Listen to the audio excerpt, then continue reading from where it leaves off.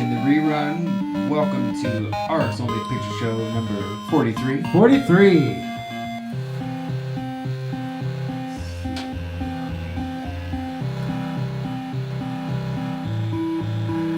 43 mean anything special in your numerology? Yes. Yeah, we looked it up. I looked it up in the numerology book just because it is number 43. And it was like completion, blessings, like your goal is accomplished, you've succeeded. Like, so that made me happy, and I really am excited that we have something unique going on here. Yeah. I guess that makes this the last show then, huh? Since you're completed. Yeah, that's right.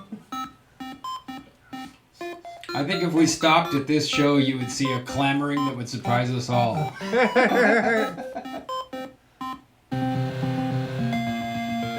I guess I should promote this show. This is exciting. This is super exciting. Well, I guess I better pop the chat out. Well, we're not going to really see much of the chat anyway.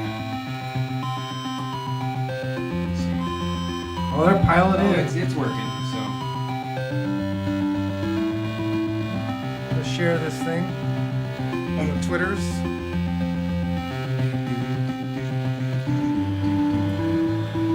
Yeah, this one will work just like that. Oh, I'm so nervous.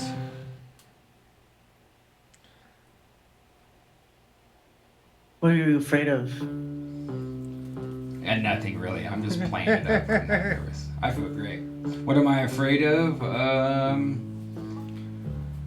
R. Kelly? Nah, not really too much.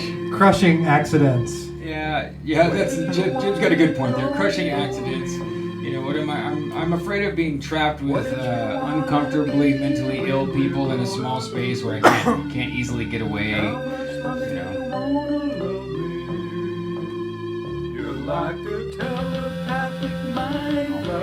You must hate riding the bus then. I flat refused to ride the city buses when I was in high school for that very reason. Because here in Walla Walla we have a very awesome population of developmentally disabled people, and many of them ride the bus, and it's always been that way. And so, like, there was guys that would wave right in your face and try and say hi to you for an hour straight. And so I'm fine with it now, you know. But back then I just couldn't hang. I didn't want the risk of people in my bubble. I wasn't okay with that. Oh, where's my alarm?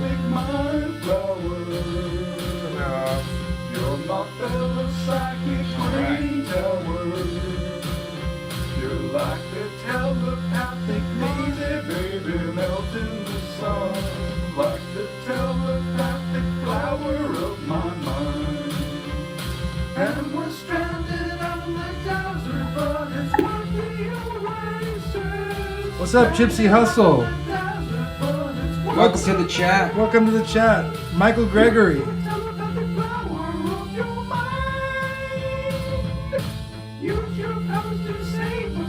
Michael Gregory says, woohoo! The key to the moon of the solar lock schism. No more dualistic bead. Star, star, star, star, star. No more drama of the escape of the goat. No more savior, just the roar of your voice, of your dreamscape mirror. Is he singing the lyrics? I'm lost. That was a good one. What's up? Also known as Wednesday, yes.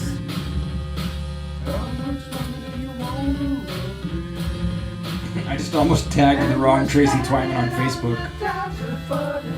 Is there another Tracy Twyman on Facebook? Yeah, there's a bunch of Tracy Twymans on Facebook. I'm sure they all get messages about like stuff that they have no answers to. Like, I don't know, don't make me block you, please don't message me again.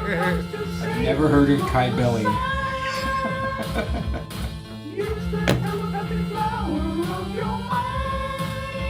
What's up, the Adventurer Channel? Yeah, Says, shout out to the Adventurer Channel. ARX only, folks. Set your phasers to fun. I like that. Yeah, that's a good one. Where do you wanna go for me? How much do you Oh, Michael Gregory says it's the lyrics of the Odin's Eye of My Heart.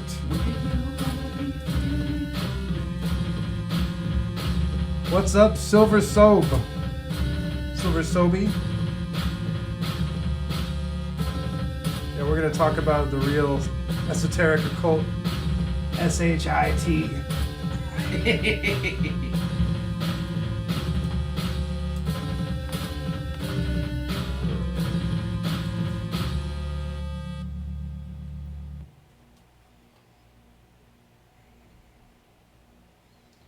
Soundcheck is here. And welcome to the show, Cody Ivy. Oh, I was like, is there someone named Soundcheck? I go, no, that's us. That's us. Welcome to your weekly 3-hour Soundcheck with Arc's only picture show live. Now's a great time to join the Discord, donate to our Patreons, or buy one of Tracy's books. Oh, it's always an excellent time to buy one of Tracy's books. Or if you're a PDF reader, you can pay the monthly fee for your Plus Ultra membership and root around on the website or in the Discord.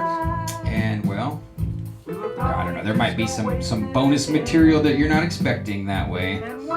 There are free ebooks right now. A lot of my books are available for free as ebooks to anyone who joins tracytwyman.com/plus ultra. Oh man, it's well worth it. Well worth it. And today is the last day of a special we're having that includes a year for $50 is one of the specials, and there's some other special prices available as well. But the $50 thing is ending today. Ah, wow! So that you guys $50. are under the gun. You got It's like gonna be basically at the end of this show shortly thereafter, sometime around midnight. All right, well, that's a heads up, folks. If you want the extra content that Tracy provides behind the scenes, and let me tell you, it's different than what you're getting for free out here, then now's the time to pull the trigger. Grab your PayPal login or your credit or debit card and sign up now. It looks like we've got Daz Alt Theory here in the chat. Oh, yeah, that doesn't surprise me. Hey, what's up? What's up? What's up, Darren? And Steve Outtrim, Crypto Beast, is here. Hey. Hey, what's up, Steve?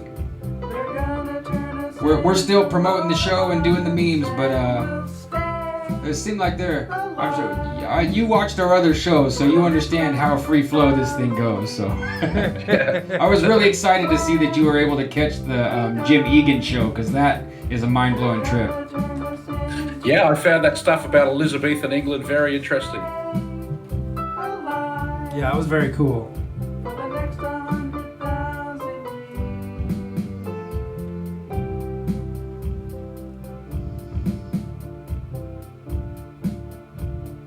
Well, I'm reading your CV here, Steve. It's very impressive. Thank you.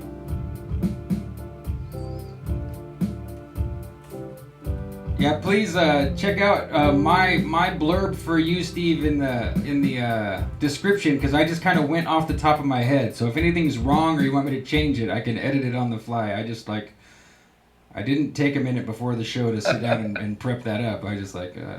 But I've been following you for a long time. That looks great. Thanks. A low-key tech legend. I like it. For sure.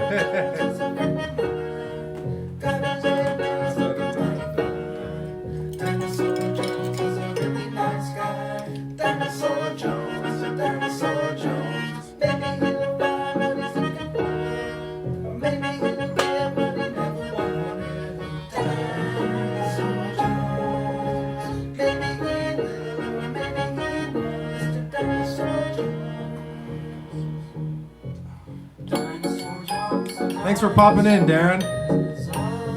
Darren's gonna go to sleep. Yeah. Watch the show a little bit later.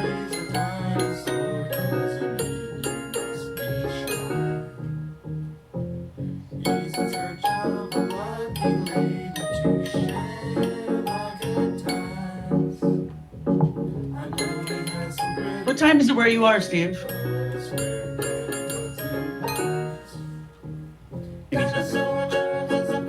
He might have remuted his mic. It's 3 p.m. on Thursday here. Wow. Do you guys do daylight savings over there or something similar to that? Do you change the time in Yeah, spring? we do. We actually just had it this weekend. So the time difference, I go by the time difference to California, which is they're normally 3 hours ahead of us. And last weekend it changed to 4 hours. And then when the US daylight savings comes, it changes to 5 hours. So we have multiple time differences during the year. It gets, here in Auckland, it gets dark about 10 p.m. in summertime. Sounds Would you about be right. into joining a protest movement against the time changes? No, I like it. I like to have as long a possible day as I can in summer. But where my parents live in Queensland, Australia, they don't have daylight savings, but the rest of Australia does. And so it's kind of a bit of a constant argument in my family. They've got us divided across so many lines, we don't know which way we're pointed. Yeah, well, look, I mean, if you guys want to get into that, I actually think that the control of time is a very fascinating topic. Yeah, definitely. That happened by accident.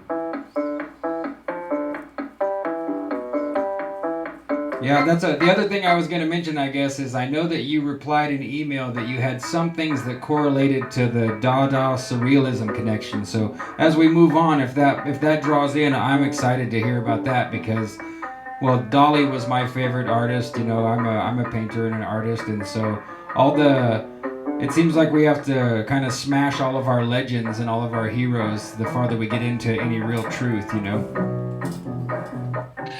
Yeah, or take the good that we can from all of them and ignore the bad. Yeah, that's a good way to look at it.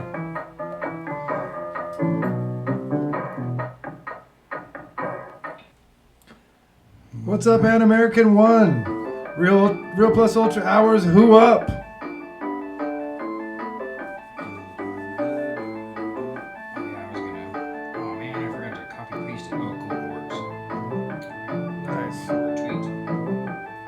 We got 15 people watching so far.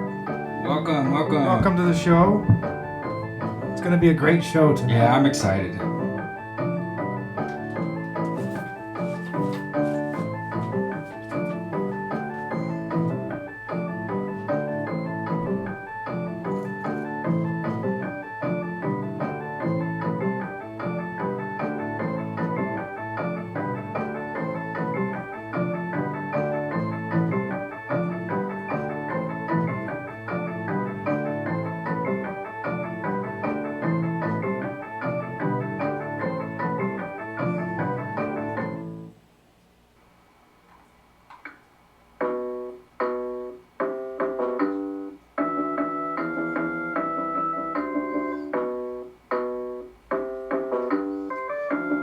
All this music is written by my brother, who's an artist. His name's Adam Lore. Just so you know, Steve, if you think our taste in music is really far out, it's really more just an excuse to promote my brother's stuff every week. So, Great.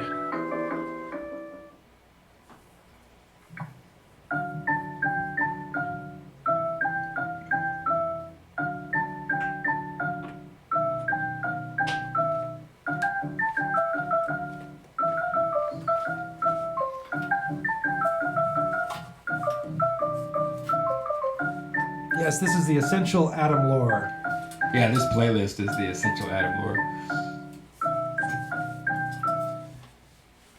He's got a couple songs I've been trying to talk him into selling to donut companies for a year. They're a really catchy hook, and they're about donuts. I'm like, let's market them, man.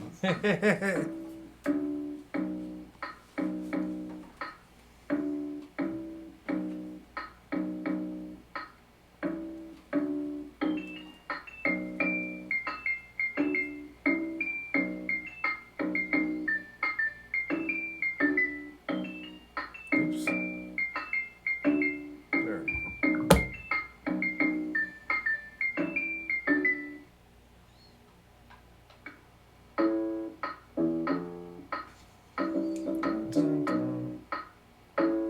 What's our stream health?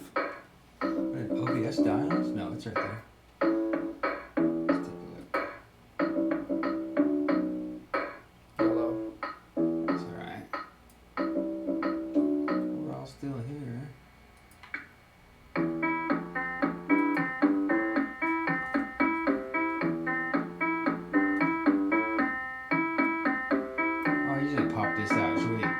have you got the chat covered in your phone enough that I don't have to pop it out?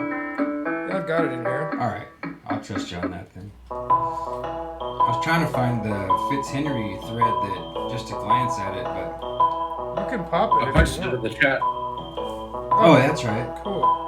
the show chat. Yeah.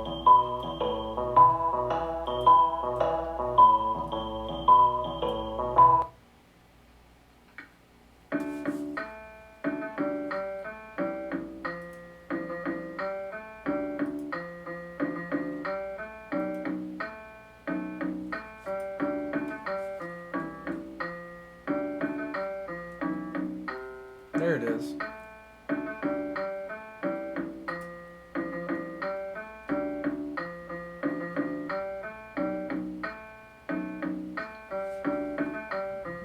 So yeah, folks, please don't forget to give us a like and or a share.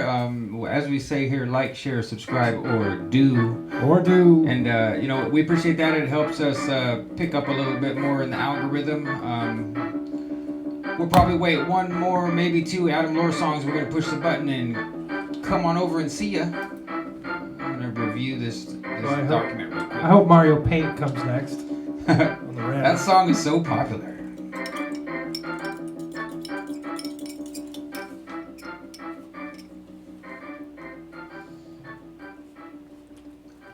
Oh, that's a cool shot, Tracy.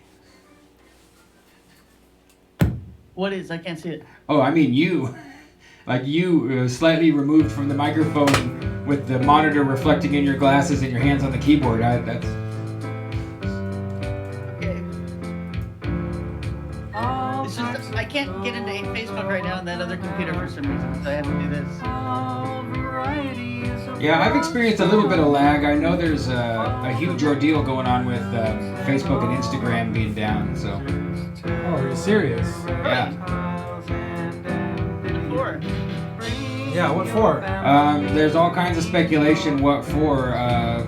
The main speculation is that that I heard was that they think that they had to shut it down for a minute to go and clear data off of there that they might not want found because of their connection to DARPA. But we'll ask Steve about that here in just a minute when we go all the way live, because I'm sure he's got,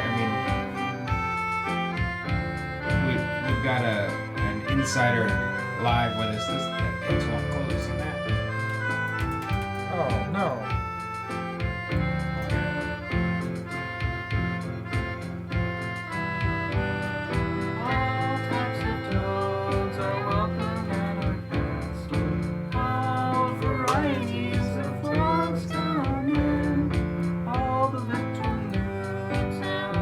Thank you for subscribing. Still didn't go away. Maybe you need to reload it. There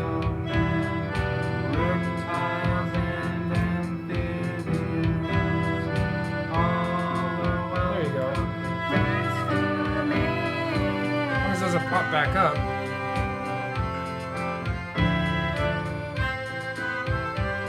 What's up, Jacob Bacchus? Welcome to the chat.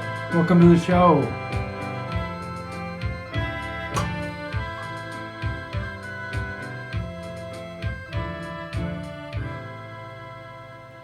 Well, which song do you think is going to play next? Oh yeah, we could get some proposition bets going on what Adam Lore song comes next.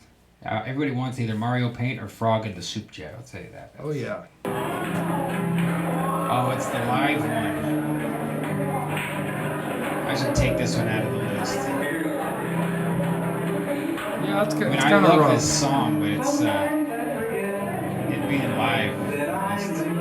It's a little fuzzy. It is not as good. Can you just skip over it and see what comes next very easily? I don't know how to do that. But I was gonna scroll down here and go ahead and choose one more song, and then we'll just switch over and go live. Could do a particle target. That one, we haven't heard that one in a while, have we?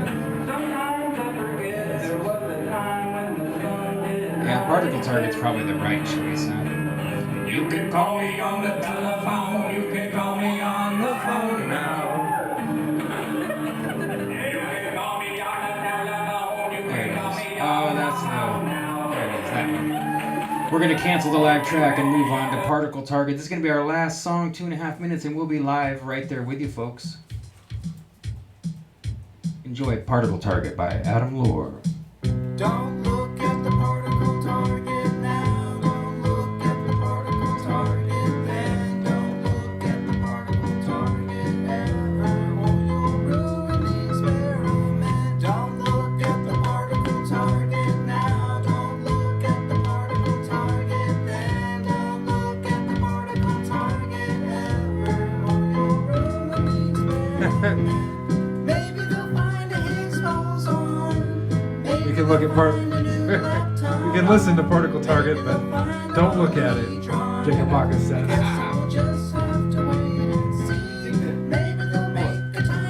In the alleged atomic world, wouldn't looking and hearing be the same? It says don't look. Yeah, Adam would never say don't listen to the particle target. Whoa, what happened? Uh-oh. Oh, that's all right. I guess somebody looked at The it. record skipped. Don't look at the particle target now. Don't look at the particle target then. Don't look at the particle target ever, or you'll ruin the experiment. Maybe they'll find a Higgs boson. Maybe they'll find a new lepton.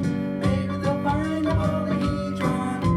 I guess I'll just have to wait and see. Maybe they'll Just like getting an overview of this, a lot of this looks prescient to what I already think anyway, so maybe we could get Inti on the show. Don't look at the particle target now. Don't look at the particle target then. Don't look at the particle target then, or you'll ruin the experiment. Don't look at All right, I finally got the announcement on my business. now. Don't look at the particle target. Is it lagging for you, Tracy? No, I just couldn't log into it on one of my computers for some reason. It was blocked. It I said, see. sorry, that page doesn't exist. And I tried another computer, it worked. Cool, good. All right, I'm going to pause right there. As soon as this thing lets me. Let's not do the Lemonade song. Oh yeah. All right, here we go. Oh, let me pause it. Actually pause it. There we go. Ladies and gentlemen, we are live on RX Only Picture Show number 43. We're welcoming Steve Outtrim, and of course with us is Tracy Twyman. I'm SB. This is Jim. Jim here. We're stoked. We're going to cover current events with two experts in the field of looking at secret stuff on the internet, man. Oh yeah. So, Very exciting. I don't know if how many folks might know you or not, Steve. You're bigger than us, in my opinion. So, and Thank you. I did want to say right out the gate that we did get some hinting and questioning in our Discord about the whole Jan Irvin controversy, but it's totally up to you if you want to field any questions from the chat or talk about that. I've seen most of the stuff that you've covered on it. I have a real love-hate relationship with that guy because he's brought so many people to my attention, but as far as his personality, I was always abrasive against it. But just so you know, Yeah. people are curious, but if you're done with it... I'm happy to take questions in the chat, but maybe we'll do that towards the end of the show. And people can go to my blog, burners.me, or my YouTube channel, Steve Outtrim Crypto Beast. And I've done video and a couple of blog posts with a lot of evidence talking about that situation. Cool, good, yeah. So that's, I just wanted to put it out there because I'm more excited to talk about the stuff that you mentioned, to bring up the R. Kelly stuff. I just glanced over the Fitzpatrick post there, and it looks real similar to my own real surface level review of all this stuff. I've seen it in the feeds. I've clicked a few articles. I threw one guy on who was an African American gentleman, he was kind of devil's advocate for R. Kelly and like showing the interview and stuff. So I'm curious to see what the deeper level is in your opinion and to hear Tracy's take. So if you want to just jump straight into it, I'm okay with that. Well, let me summarize what we're talking about, which is a post by Tiffany Fitzhenry, who's really behind Leaving Neverland. And you can see that at tiffanyfitzhenry.com. And she's a Hollywood insider. She was a victim of sexual harassment and basically kind of kicked out of the industry a little bit for not going along with the producers' demands, and she's turned into a real whistleblower on this stuff. And she recently went on the Crazy Days and Nights podcast, talking about first of all this house in New Orleans, and also Leaving Neverland. And so we've had a couple of big documentaries come out recently, one being Leaving Neverland about Michael Jackson, and the other one being Surviving R. Kelly. And these are both very, very successful, famous, powerful, and rich musicians who turned out to be pedophiles, and not just, molesting one or two little kids, but serial pedophiles with a massive organization. And in the case of R. Kelly, he's children. He's bought multiple children from their parents. That's in his own words. So it's kind of a shocking situation, and a lot of stuff seems like it's starting to come out now. And for myself, in my own research, I've been looking into, I guess you could call it parapolitics, or I like to call it shadow history. For most of my life, since I was probably about 14 or 15, I've been a serious student of these types of topics. And me to get my head around was the Satanism, that the elites and the rulers of the world were, Luciferian cannibal pedophiles. It just seemed too impossible to believe. And so in a way, it was the last area of research for me. I just resisted even looking into it because it just couldn't be true. But as I did start to look into it, I realized that it was true. And, we saw all of these celebrities starting to get busted with it. I mean, the biggest one being Jimmy Savile, who's so close to the royal family. But you had Pete Townsend from The Who was caught with child pornography.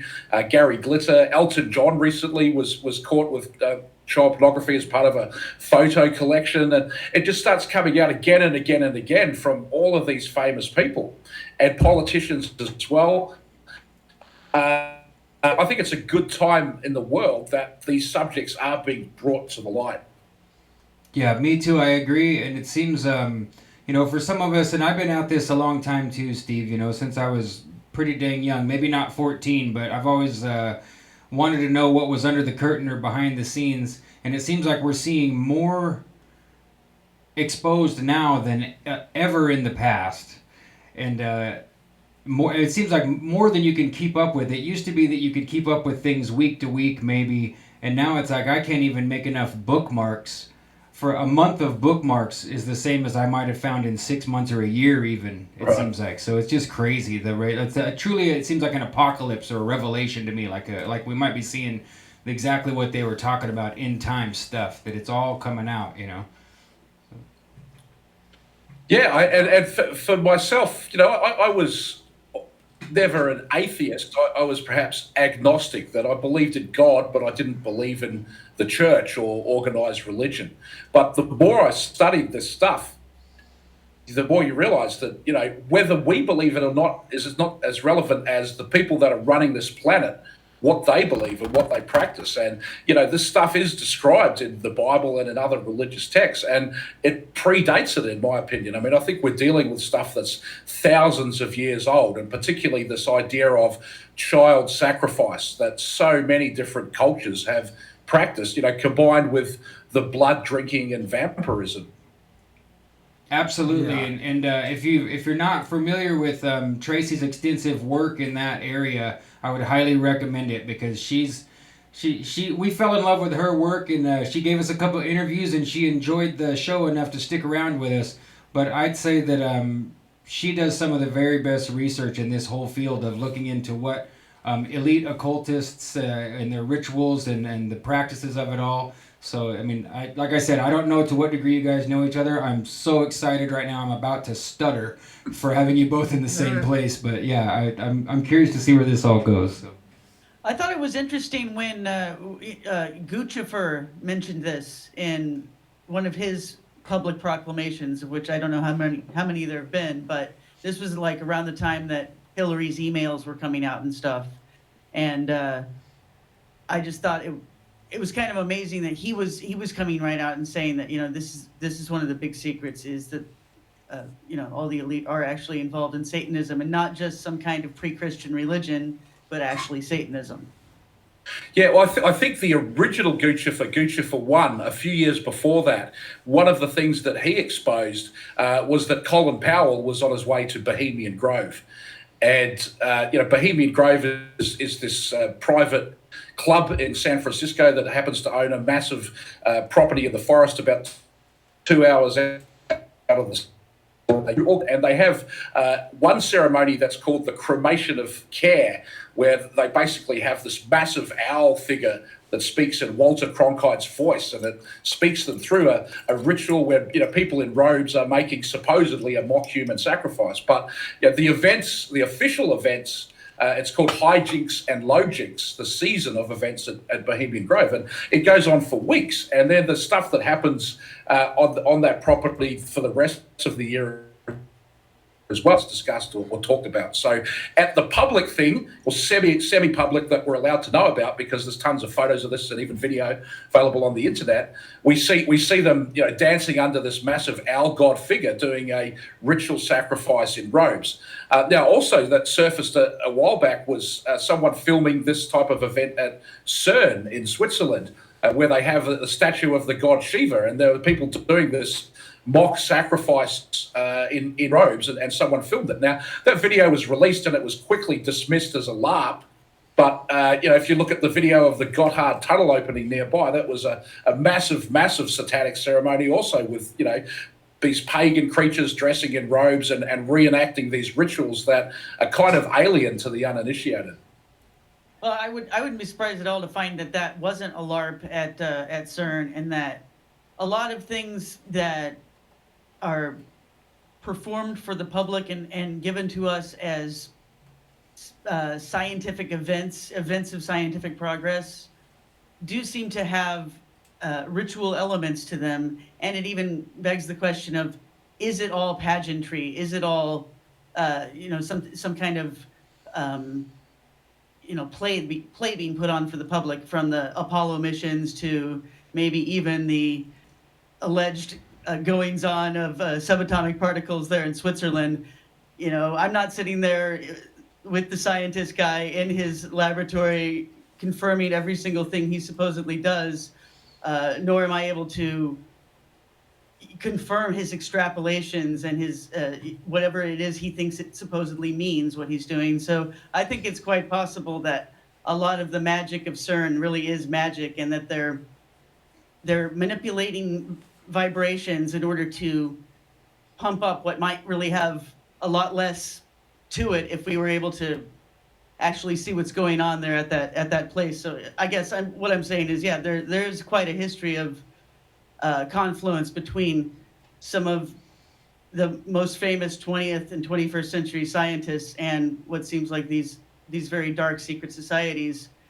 Yeah, definitely. Just to pick up on that point, if you look into the history of quantum physics, one of the key moments at the founding of quantum physics was called the Solvay conferences. You had Albert Einstein and Niels Bohr and other people there, but the Solvay family that put this conference on, I think it was in the 1920s, they owned the castle, the 1,000 Points of Light Mothers of Darkness castle in Belgium. That was exposed in the Marc Dutroux affair as having all kinds of child hunting and terrible rituals going on, but also then the 1,000 Points of Light that links back to Senior and Barbara Bush, rumored to be Aleister Crowley's daughter, looking extremely similar to Aleister Crowley. Yeah. And Bush Senior being caught up in the Franklin affair, where they were having Rent Boys all-night parties at the White House. So it was an interesting choice of Christmas decoration for them to go for this whole 1,000 Points of Light theme that ties back to that evil castle. So are you of the opinion that, I mean, it sounds like this is where you're coming from, but just to confirm, you're of the opinion that this is stuff they're participating in because they believe in it, it's not just a aspect of the the weird S&M that they're doing, and the fact that they're trying to compromise politicians and businessmen with children and prostitutes. That there's also a meaning to them personally Absolutely, and you know, I can share some points of even evidence for that, which came out of those WikiLeaks leaked emails. Like you go through Hillary and Podesta's emails, there's one email where they're asking John Podesta for a Thelema favour. And Thelema, of course, is Aleister Crowley's cult, and the favour is to get somebody a meeting with President Obama. So Wow. this cult is so deep that just mentioning the name of it could get you a meeting with the president. Yeah, that was. I was going to say that was the most damning email. That out of all the speculation and weird encoded words, when I saw that one, I was like, "Oh crap!" Yeah. Like a Thelema favor. What in the world? I mean, that blew my mind, Steve, when I saw that one. Yeah, and then the other one of the emails is someone is talking about sacrificing a chicken in the backyard to Moloch. You know, in a very familiar, friendly way, as if that's the type of discussion that they have all the time. And you look into the Clintons and their relationship with witchcraft and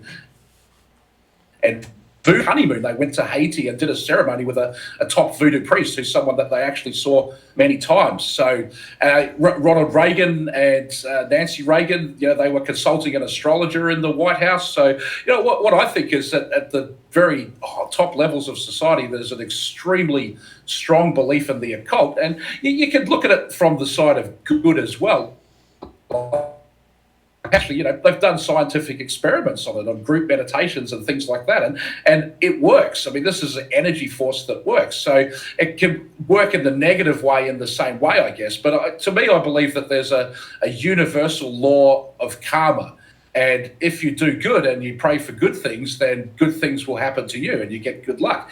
But on the evil side, these Satanists doing their rituals and just spreading fear and negativity and everything like that, they're also creating karma from that, and that energy is going to flow back upon them. And they're so psychopathically sick that they don't mind if their life is ruined and destroyed. They welcome it. That's part of Crowley is probably a great example of that. If I don't know of anyone that studied and practiced black magic more than that guy, and he died a complete wreck, a completely broke heroin junkie, having burned through the family fortune and, you know, discredited widely.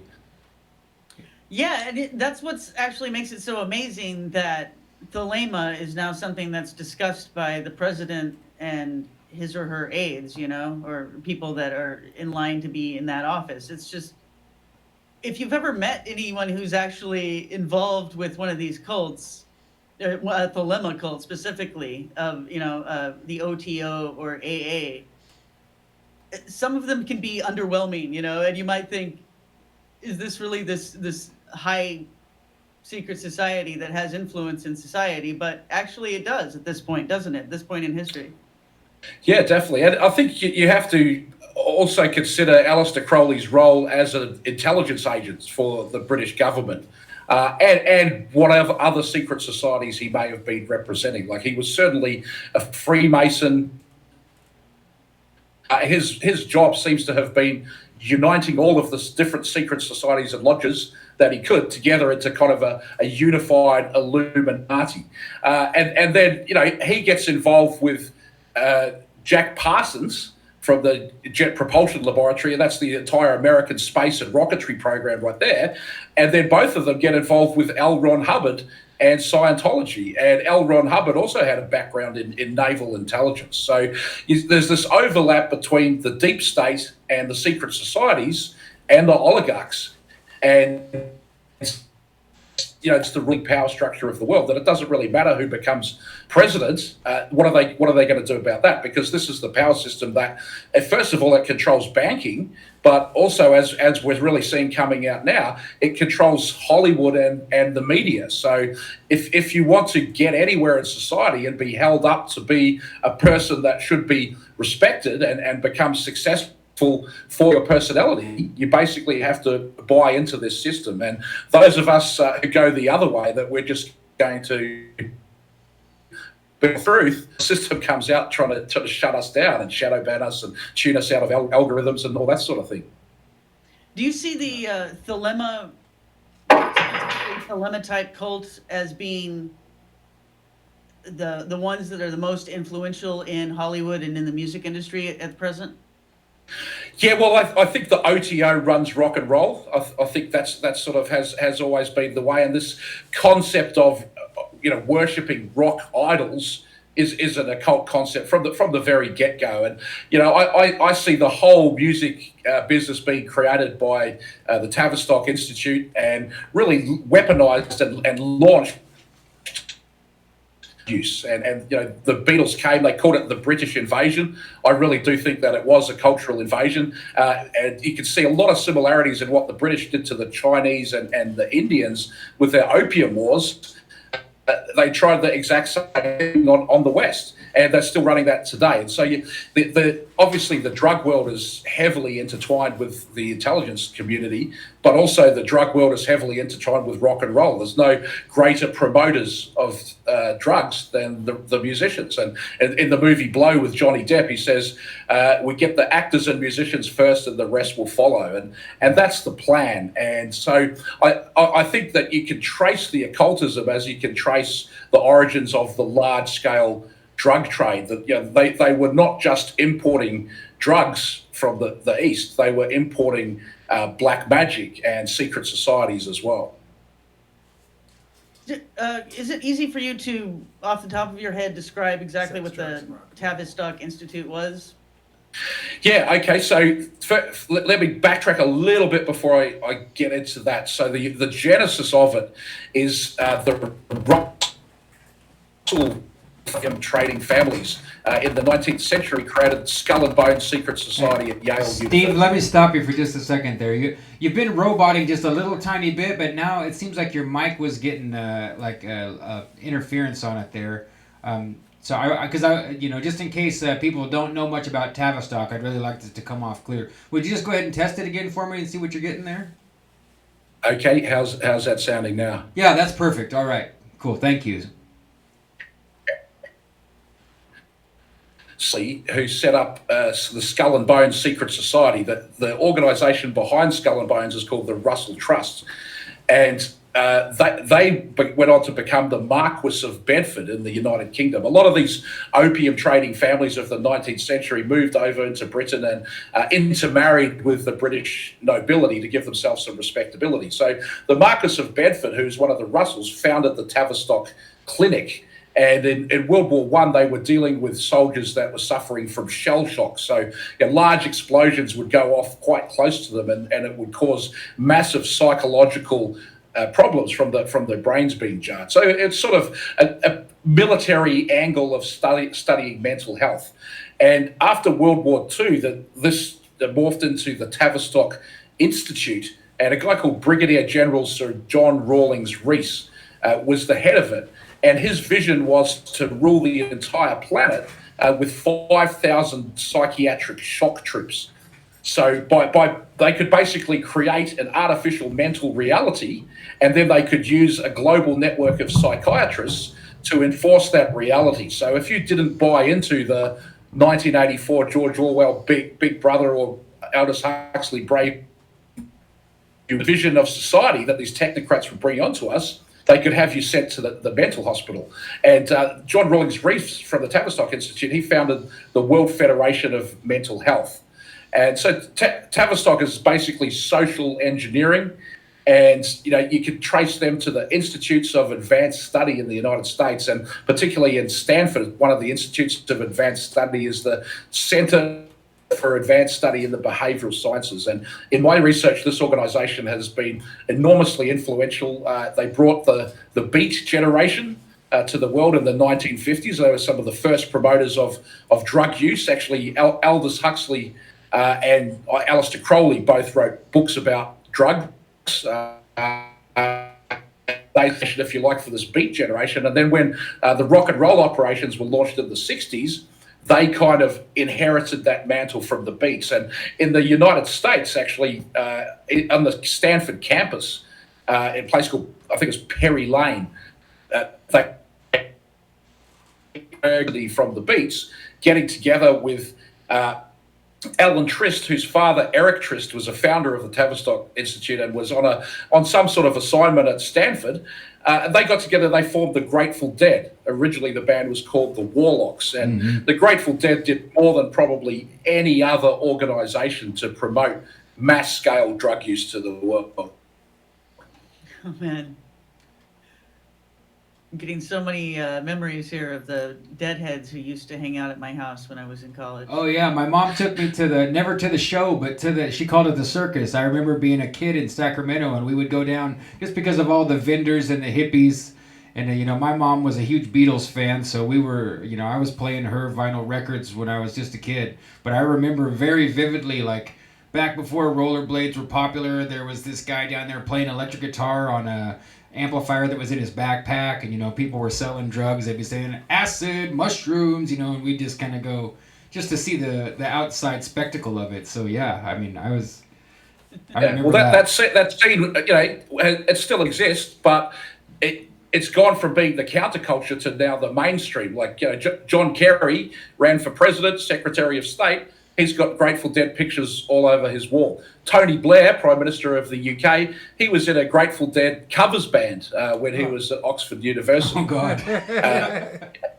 It's gone on to become Burning Man today, and I guess the rave scene as well. But there's sort of a formula at play that you can see being modelled out again and again. And part of it is the idea to control the world by putting us all into groups.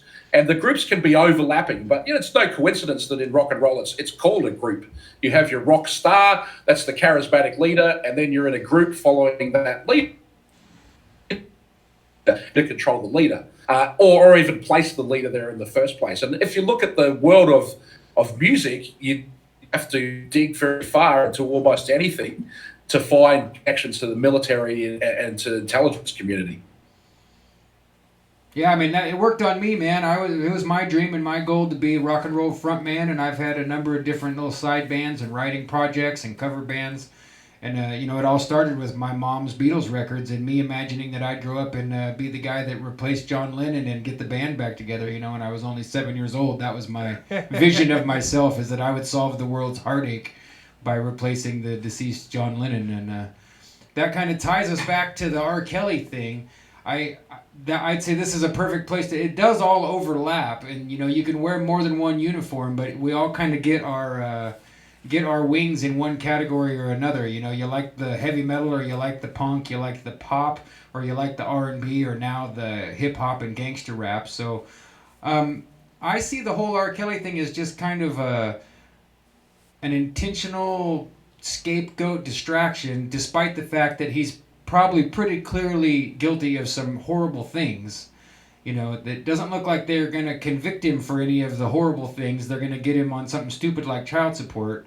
So do you agree with that, Steve, or you think it's different than that?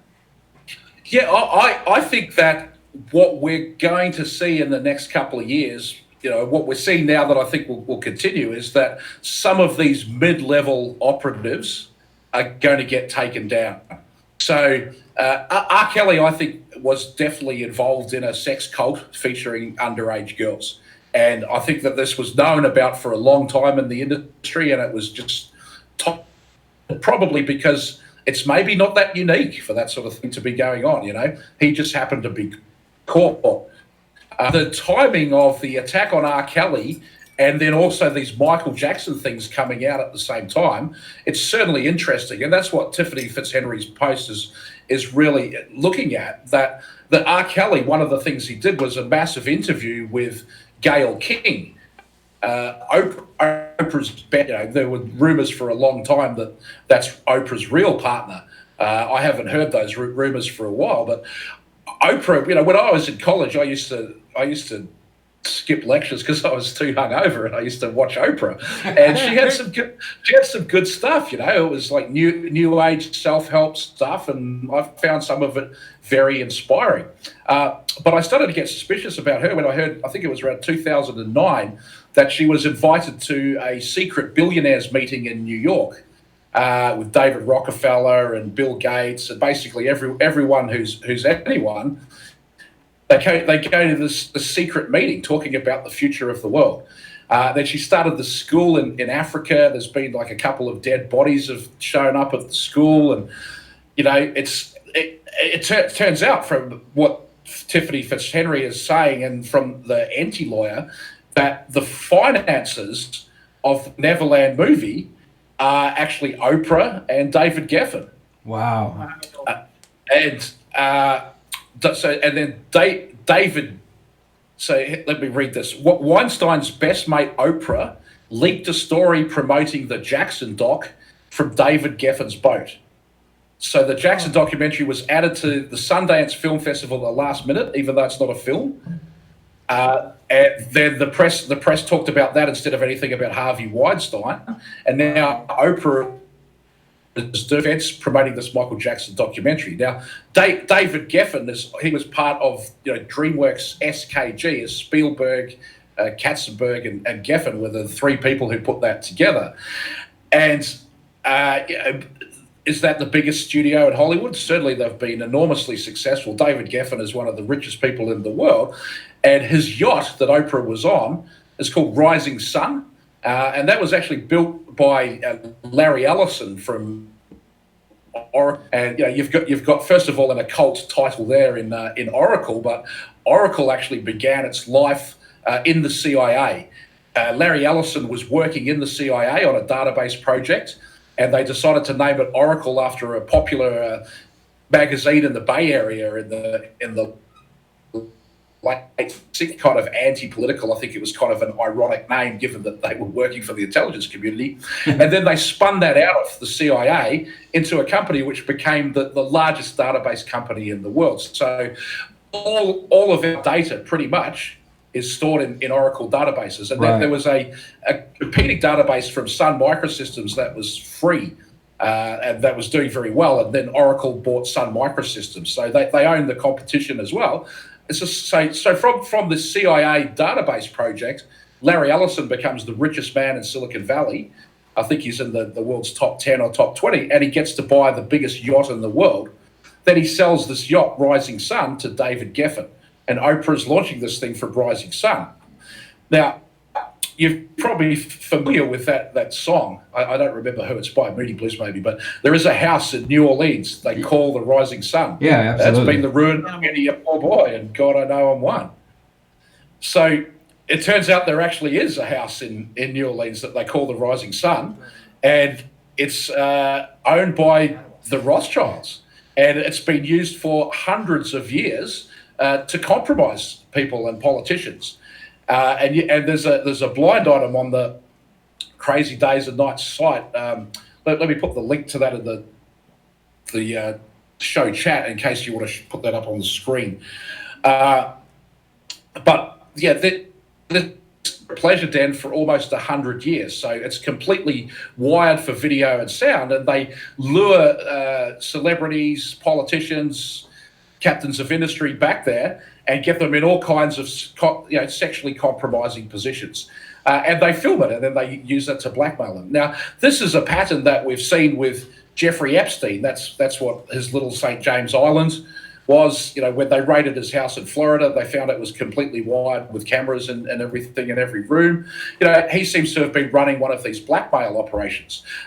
We know that in the 1960s, the CIA ran a project called Operation Midnight Climax, where they had apartments in San Francisco in the North Beach area and in New York and Greenwich Village, again, wired up for video and sound. And they would send beautiful prostitutes into bars to pick somebody up, to dose their drink with LSD, and then film them doing all kinds of compromising stuff. And then more recently, we've seen Nexium coming out, which to me is like really the big scandal of our day, and that this stuff going on with R. Kelly and Michael Jackson is quite likely to be a distraction from the real story of Nexium, which also involves Hollywood actresses and luring people back to video and compromise them. Steve, I wanted to add one thing. Sorry, Tracy, I'll let you. It's real fast. One of the first in-depth conspiracy books I read was called Pawns in the Game by an author named William Guy Carr, if I remember correctly. But in that book, and it's older, he's a a Catholic and a naval intelligence officer, and I remember in that book they had the same description of the same type of operation, and it was called the Glass House. And that maybe even goes back farther than any of the ones you just referenced. And I just wanted to put that in there as another clue in the puzzle of how they're compromising people. So wasn't that house that you were just talking about? Didn't it just burn down? I haven't heard that. It may have. It wouldn't surprise me at all. I mean, we saw the house that Outtrim, who was the United Arab Emirates ambassador to the US, and he was caught doing these basically sex tours where he and his friends would go into Las Vegas and places and have a whole bunch of prostitutes lined up ready to go for them. His house burned down in Washington, D.C., and Titus Frost actually pointed out that the house is right next to CIA headquarters, and the pig farm, there's a pig farm next to the worked at for years when he was a student. Oh, that's horrible. The one in New Orleans, the blind item that they had posted about that house, describing everything going into it that had gone on inside of it, that was like from 2017, and then they reprised it this week because the house burned down. Wow. So, yeah, it's very interesting timing on that. We're seeing a lot of random fires. Given Tiffany Fitzhenry's post pointing out the direct links between this house and Oprah and David Geffen and the Rothschilds, and then it burns down. I mean, that's only, to me, further confirmation of the accuracy of her post. Absolutely. An interesting thing I remembered about David Geffen was that this is the guy that Michael Jackson had allegedly put a curse on and paid a witch doctor, some African country, to sacrifice like 500 cows to put a curse on David Geffen. Are you familiar with that story? No, but I mean, it doesn't surprise me. It doesn't seem to have hurt him much if he has the biggest yacht in the world. Yeah, well, David Geffen's reputation is really bad. I mean, I've only searched him out a few times, but correct me if I'm wrong, but he's considered by a lot of people to be like the head of the Hollywood gay mafia, for lack of a better way of describing it. You know, like you don't cross David Geffen. You know, like he's the big no as far as offending or you know getting him looking at you in a negative way. Yeah, and then we have Peter Thiel in Silicon Valley, and he's the head of the Silicon Valley gay mafia, and he's been openly promoting getting blood transfusions from teenage children. Like that's, you know, this vampirism thing. You look at that lady; she's in her 70s, and she barely looks 50. Yeah, doesn't seem like plastic surgery to me. No, it doesn't look like plastic surgery. Abramovich just looks like she's got the secret to immortality. You look at her age versus, and I went and looked at photography and found some pretty old black and white pictures of her because I thought maybe they're just lying about her age. You know, I mean, you have to be skeptical about your skepticism, right? So, but I went and found some pretty ancient black and white, you know, photography of her, and old press, you know, screen captures or you know. People went and found old articles that were in print in magazines and put them up there. So I don't know. It seems to me like she really is pretty dang close to how old they say she is. And she portrays herself as being merely an artist, but she's actually got some pretty strong ties to the tech community. I mean, they do experiments in Russia where they're hooking people's brain devices and measuring the brainwaves as they gaze into her eyes. And then her brother, she's from a Serbian family that has some military and government ties, but her brother is basically the one of the most prominent figures in Tesla technology research today. So a lot of the stuff that Tesla was looking into, of you know, sending communications around the world and free energy and possibly even manipulating time itself, that's Abramovich's brother's doing that. Wow, I didn't know that. Do you happen to remember his first? I might have it in my brain database. Let me just have a quick look there. Yeah, we need to build one of those over here at Picture Show. We need to get our finger out. No, I don't have it. I'll find a link and I'll send it to you guys on Twitter. So, Okay. Steve, I would say that usually when we see this much fire and smoke going in a very directed and like they've manicured and produced a whole series of events in these last whatever you want to call a week or more. You know, you've got Michael Jackson, R. Kelly. You've got the Tiffany's post is obviously catching some traction. I mean, it seems like there was one more thing in the similar vein, and I just can't think of it. But Well, the house burning down, there's definitely fire there. yeah, literally fire there. But usually when that's going on, I see that as an opportunity to look the other way and see maybe if something's happening in the world or otherwise, because it's a consistent pattern I've seen for more than 20 years of a great big hullabaloo in the press. It's really not very important. It's got some shock value to it, and it's kind of gossipy with a dark edge. And then usually if you go look in the more bland and plain, what I would call real politic press, there's usually something happening. And I haven't done that this week. Have you guys seen something that they might be wanting us to slide a hand away from?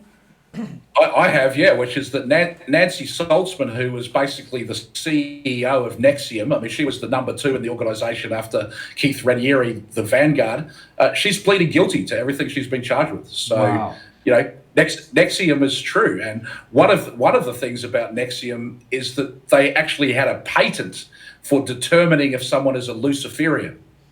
So this is like something out of the movie The Clockwork Orange. They would strap someone into a chair and force them to watch incredibly horrific, sadistic, and pornographic movies, measure their responses.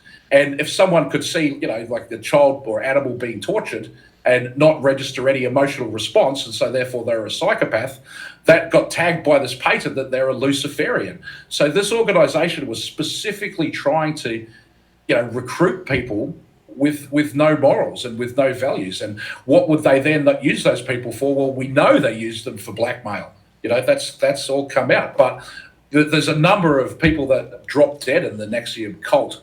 At least half a dozen. If you go to a website, frankreport.com, he's done fantastic coverage of it. He was formerly the PR and marketing person for Nexium, and then he's become a whistleblower. And he talks about quite a few people connected to Raniere who, you know, they just were found dead one morning. That one lady slipping things into people's tea to poison them.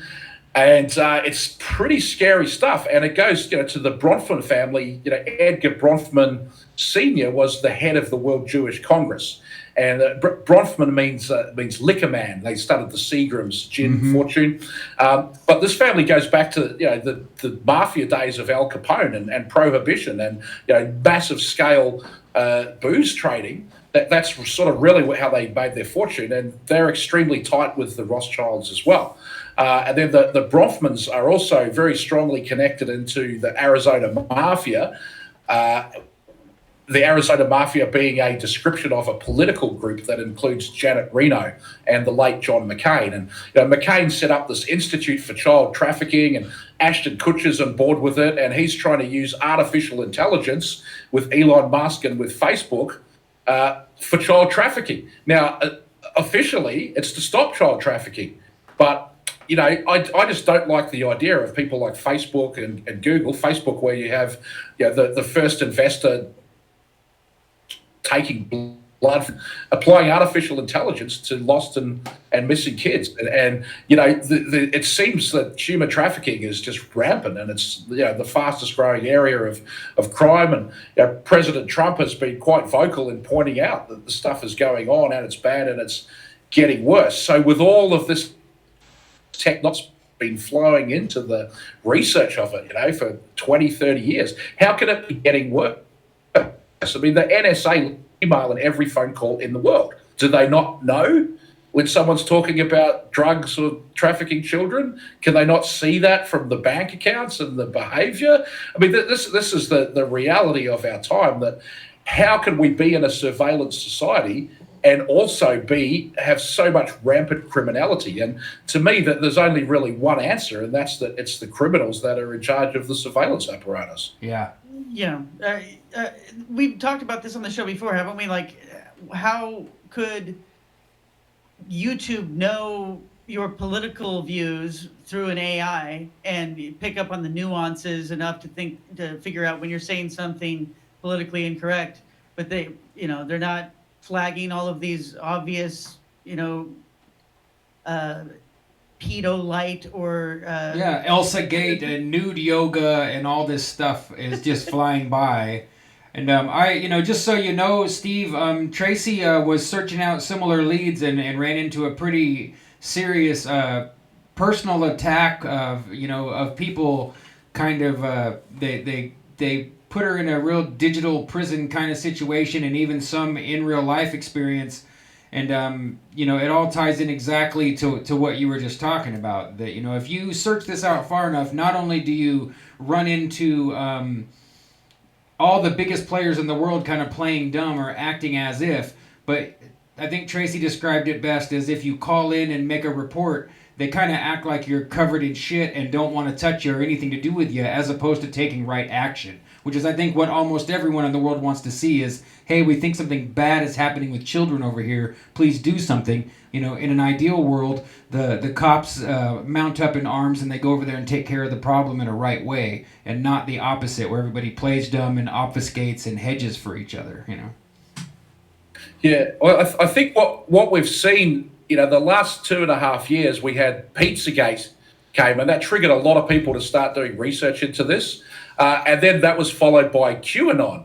And, thanks to the QAnon movement, which, I think is a psychological operation, but I think it's a positive one because it's got millions and millions of people to investigate this stuff. And the internet is at a point now where the evidence is there. If you want to go verify for yourself that this is going on, you go look, you'll find it. It's overwhelming. It's true. And so with so many people waking up and really,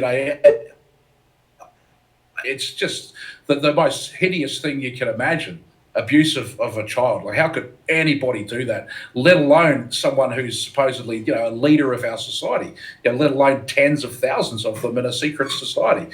But we're waking up to it and we're outraged, and something's got to give. And so they throw, some meat to the wolves. They give us an R. Kelly. They give us Michael Jackson, who's been dead so many years. I mean, there's no question in my mind that Michael Jackson's a pedophile. He did that interview with Martin Bashir where he said, "Oh, yeah, kids sleep in my bed all the time. There's nothing wrong with that. It's beautiful. I love them." I mean, that's just horrific. I could never listen to another of his songs again. And I'll tell you another story about Michael Jackson that people may not be so aware of.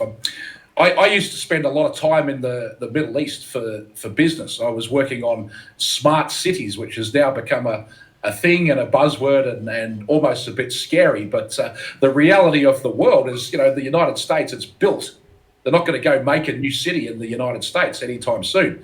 But in the Middle East, it's not. It's just desert. And so Africa, China, Asia, the Middle East, they are building.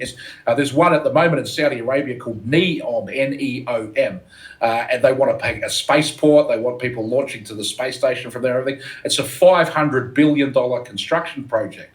So anyway, I was trying to sell into that and make some money with my software, and going to Dubai and Bahrain all the time. And Michael Jackson was over there at the same time, and they have a thing there called camel racing. And it's a little bit like horse racing, but to ride the camels, the jockeys are small boys, 11 and 12 years old. And they have a stables for the camel jockeys where it's basically a dormitory of all of these small boys. And Michael Jackson befriended the Crown Prince of Bahrain, and he was there staying at his estate. And the rumor that I heard was that they frequently went down to the camel jockeys' dormitory, and that's just where he liked to hang out. He got in a lot of trouble in Dubai, and this is something you'll be able to verify by searching for it, but he would dress up woman so that he wouldn't get recognized because he could only see the eyes. But then when he needed to go to the bathroom, he would go into the women's bathroom and then would be discovered. And, you can't mess with the ladies in the Muslim societies. It's about the biggest no-no that there is. But he got caught doing that and he got away with it. Anyway, they had to change the rules of this camel racing. So now instead of little boys, they use robots. They actually have robots that beat the camel with a whip. And the sheikhs driving their Land Cruisers alongside the track with a little remote control, driving the robot. And that's in large part, I think, to what Michael Jackson was doing with these camel jockey boys. Wow, I'm really curious about the last part you said, and I know that you would be well informed, but I've definitely never heard that story. That's it's shocking. It doesn't surprise me. I've always kind of wanted to think the best of Michael Jackson, like many people, like, well, he's really abused by his parents, really screwed up. He's trying to relive his childhood, imagining himself as Peter Pan. But the more evidence comes out, it's really hard to keep any grain of that idealism. When, especially, like, I've never heard that story. Like, that reminds me of the same thing about Arthur C. Clarke playing ping pong in Sri Lanka. Same thing, published in the press of confessing his boy love. Like, you can't really, repent or go back from that position once you learn it. Like, it's just terrible. Yeah, I mean, and that guy invented the satellite, right? Yeah. So the inventor of the satellite's a pedophile. The creator of the American rocketry program is in the OTO and has been groomed to be Aleister Crowley's successor.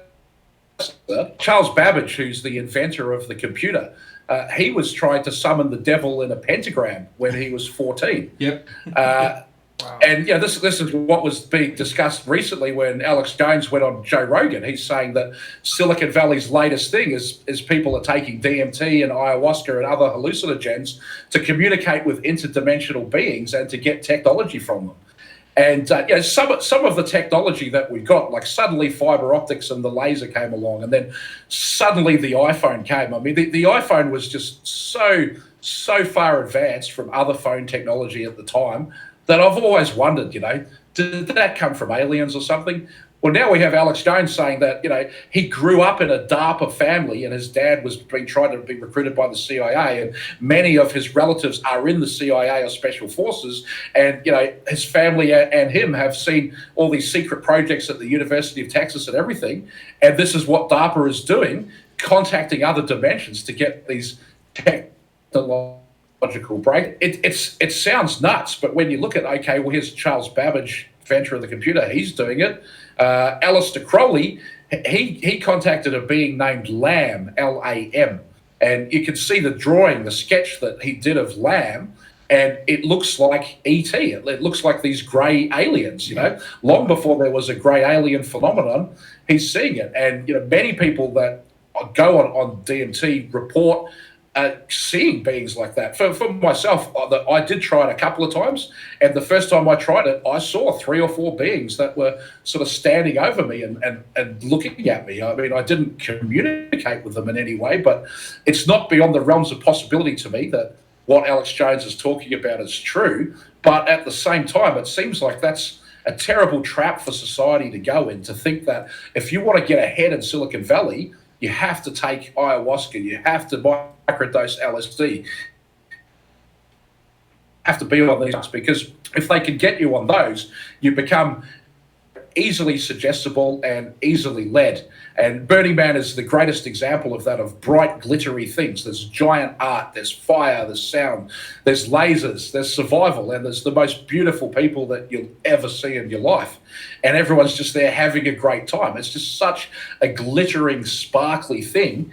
It's kind of hard to resist it. And I've seen so many people get caught up in this Burning Man scene where they will do anything to advance themselves in the social hierarchy of Burning Man. And what I've also seen, having been in Silicon Valley since 1995, I have seen the culture of Silicon Valley and San Francisco change to where now the corporate culture of the tech industry is really the Burning Man culture. And if you want to get ahead somewhere like Google or Twitter or Facebook, but you're not a burner and you don't believe in the values of Burning Man, you've really got very little chance. And part of those values is this idea of the 75 genders, so everybody should just have sex with everybody.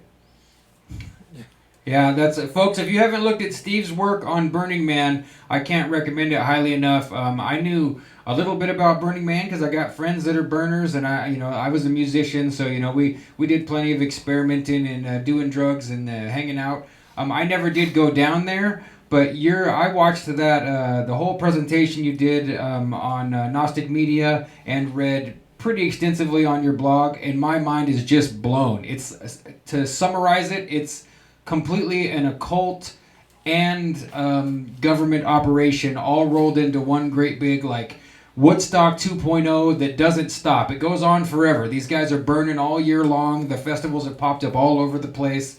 And like you said, it's actually become the foundational starting point for getting yourself ahead in the most forward-looking part of technology. So it's just a trip. You said the first live stream was from there, right? The very first live stream ever? Isn't that right? It certainly was one of the absolute earliest ones. I think in 1994 they were streaming video from the Playa. So that's really before the World Wide Web. The internet existed, but the World Wide Web didn't. And what technology would they have had to enable them to do that? It would have had to be military-grade technology at that time. And, Burning Man is a DARPA project, and that's really what my research has uncovered and I've presented. So you can find that, it's called Silicon Valley's Secret Weapon, The Shadow History of Burners. And basically my hypothesis is that the burner is an archetype like the hippie. It's an artificially created, socially engineered construct. That's what the powers that shouldn't be want everybody to become, because that will lead us into this, transhumanist technological utopia where everybody will remove their brain to install chips to link them into Google and Facebook. And it's in a way, it's religion for atheists, the idea that we're going to merge with computers and live forever.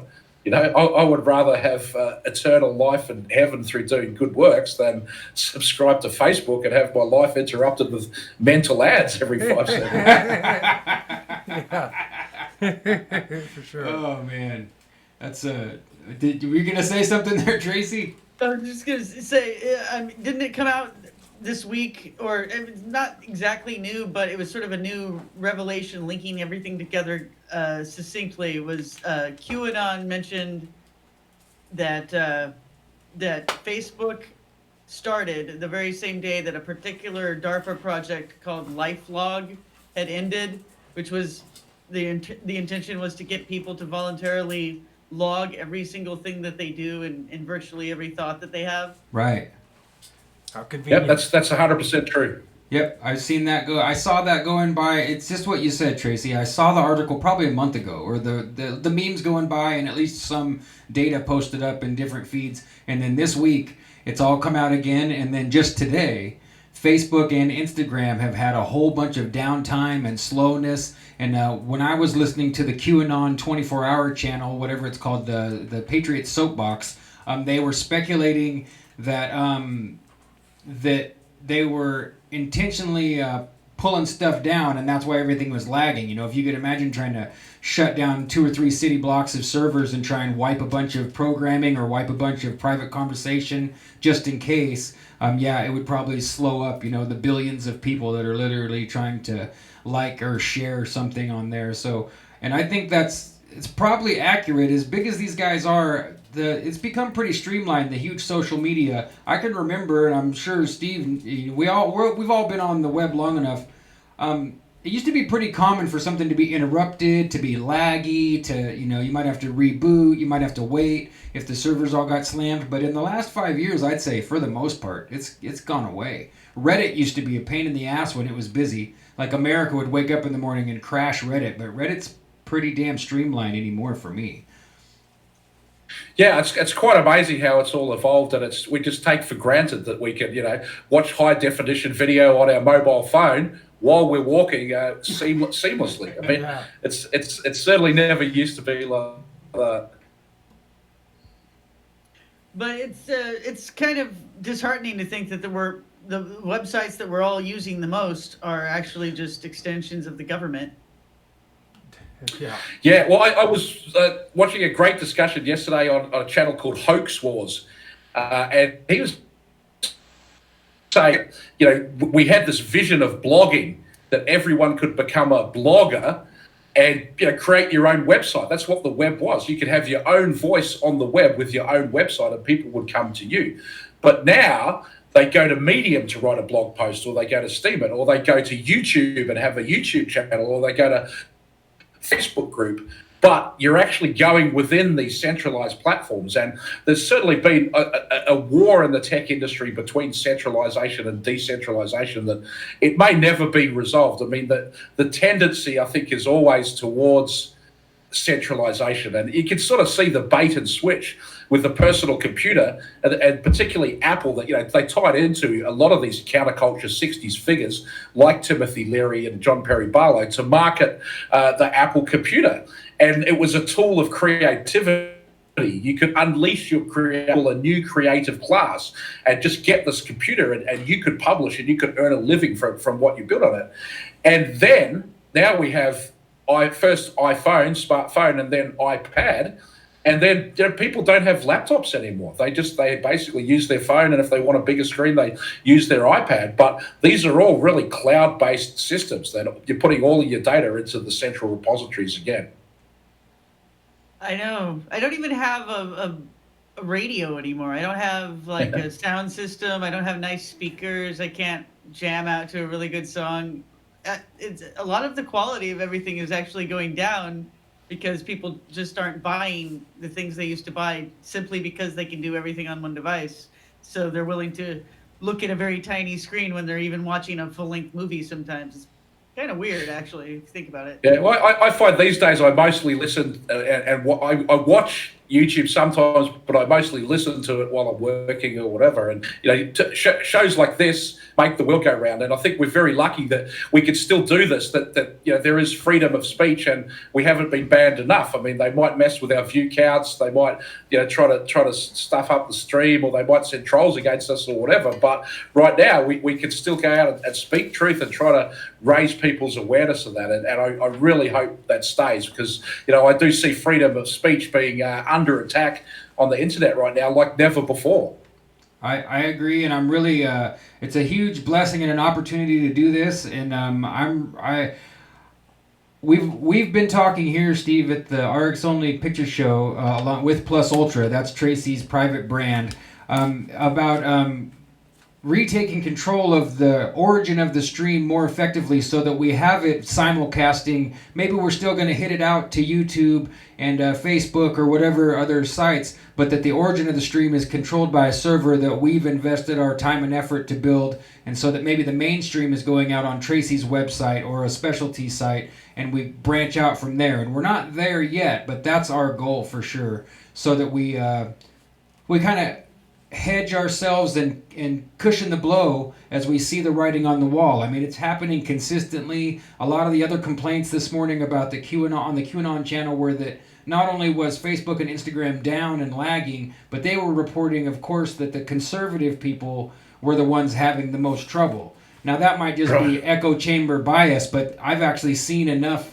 evidence of them being, I mean, it's real. They're more against the conservative Christian, the right-wing Trumpers. You're seeing more problems pop up for that sector, in my experience, than you are across the board, you know.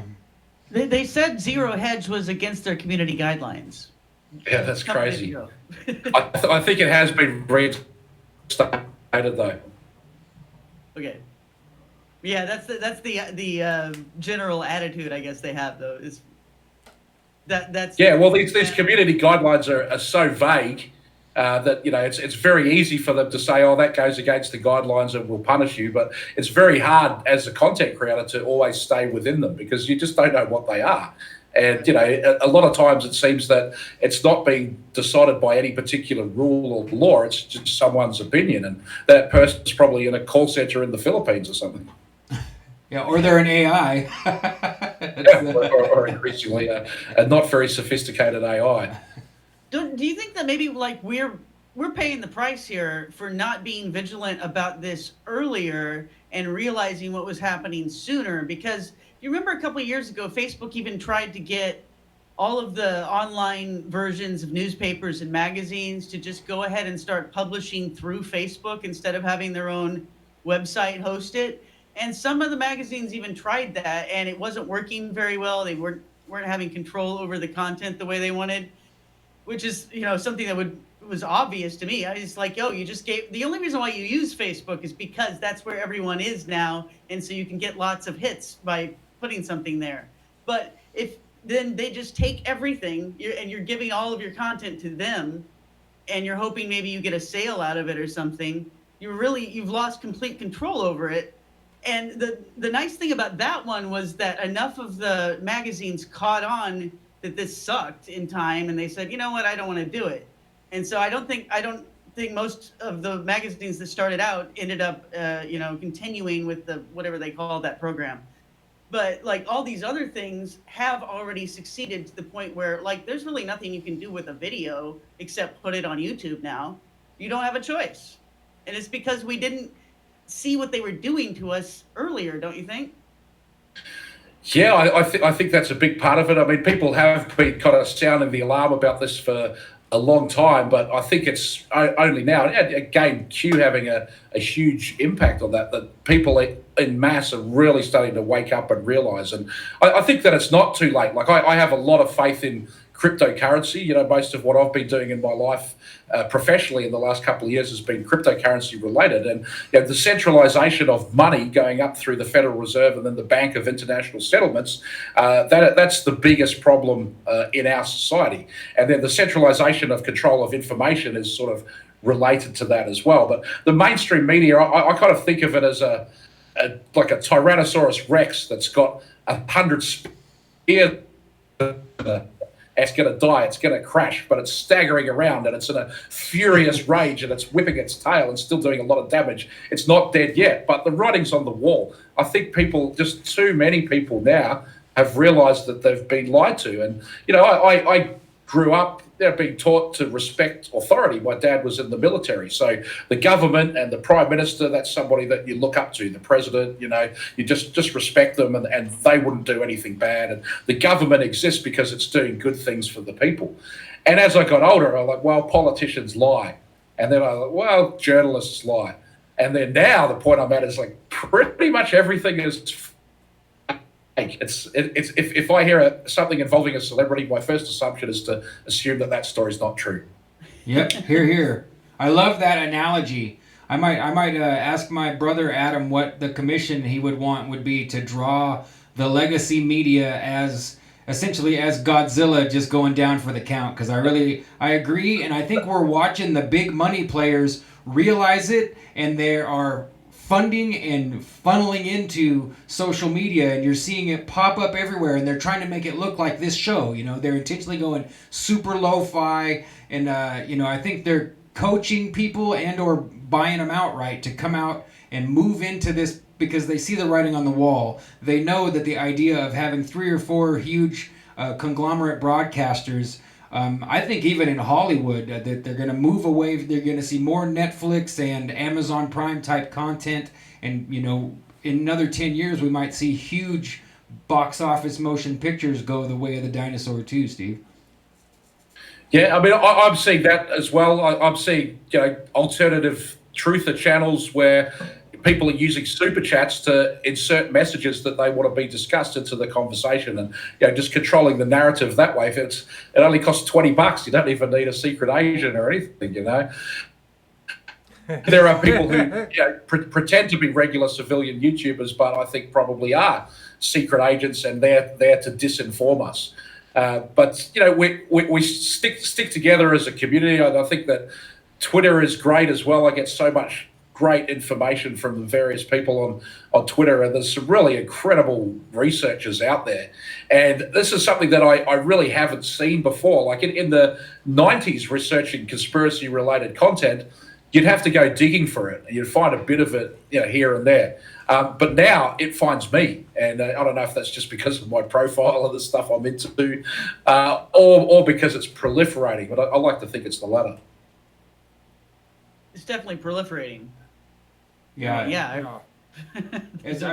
We're all old enough to remember when you'd almost keep it under your hat that you even looked at this stuff, let alone confess what you might believe. And now you get things like, your mother or your cousin or the lady at the bus stop saying, boy, have you heard of this ElsaGate stuff? I can't let my granddaughter watch YouTube anymore. It's just like, whoa, it's just a trip. And it makes me happy because I've been telling people for years, at least take a look. You don't have to believe what I believe, but at least take a closer look past the legacy media, past what you're going to read in a book from Barnes & Noble or from the local library, and dig a little farther, because this habit of clearing info out of the mainstream is not new. They had Ezra Pound in the mental hospital back in reference to your, that started way back, Yeah, well, that was St. Elizabeth's mental hospital that he was in, which is also where L. Ron Hubbard was.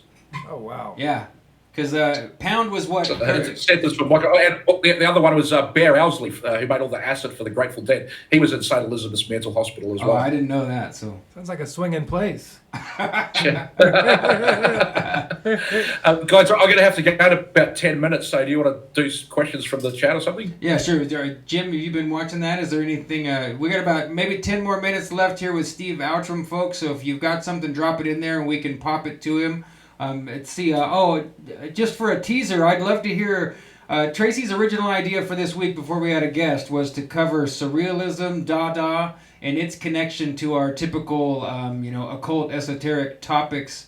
And you said something in email that you thought tied to that. So I'm curious. I don't remember what you said, Steve, but I'm definitely curious to hear a little bit about that. Yeah, well, just that there's a thread between Dadaism and Burning Man, so that part of Dada and this surrealist movement was the situationists, and it was the idea that art was actually a happening, that 6 people in costumes appearing in a public place and doing a synchronized dance, that subversive and disruptive, and that's led on to the whole the Discordian society. Yep.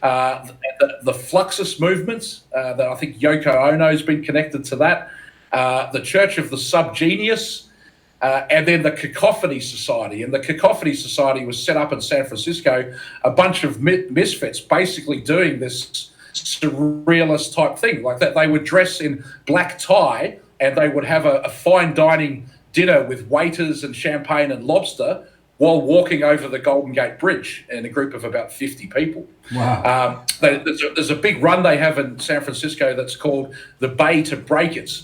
And it's like a mass run of 20,000 to 30,000 people all jogging. And there's people who dress up as salmon in a salmon suit, and they go and they walk in the opposite direction to everybody running, the salmon going upstream. Yeah. So it's sort of surrealist art in real time, and that was a huge part of the the cultural foundations and underpinnings of Burning Man.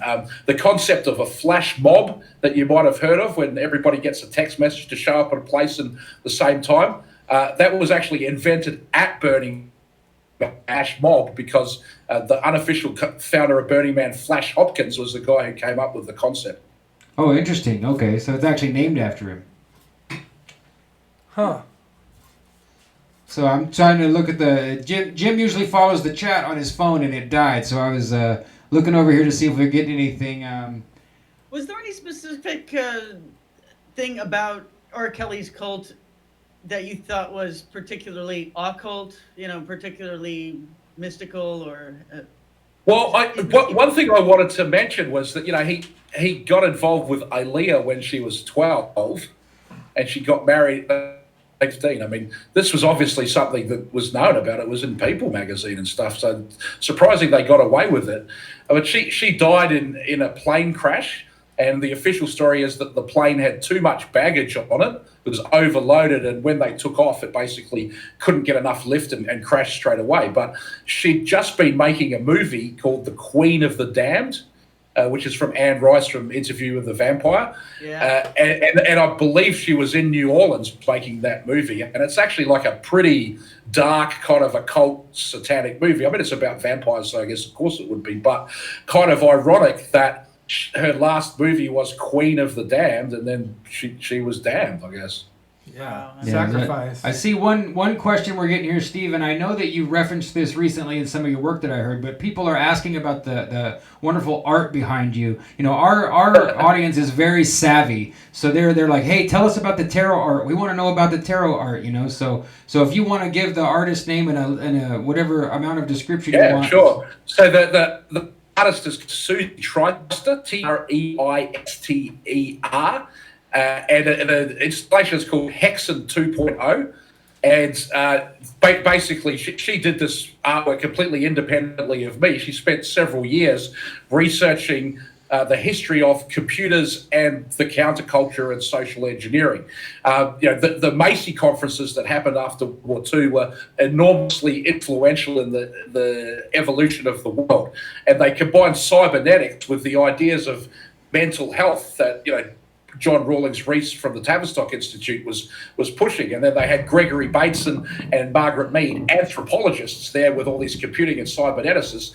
They came up with this vision for the modern technocracy that we're in. And then the Macy conferences can be tied to a lot of the MK Ultra research, and also the generating of the counterculture in the 60s through to today. So Susie Tryster's work basically traces the evolution of these different strands and threads of technology, and she decided to use tarot to apply the art. So she's created 70 different paintings, each on a different tarot card, and what she's trying to emphasize with the tarot is that there is an occult element and underpinning to a lot of these things that may not be obvious on the surface. Like, for example, at the Macy conferences, they had a seance. Stanford University is the center of technology in the world, in my opinion, and Stanford University came out of a seance. Leyland Stanford and his wife, they lost their son. They were in the UK. During the seance, the channeled spirit told them to go and start a university.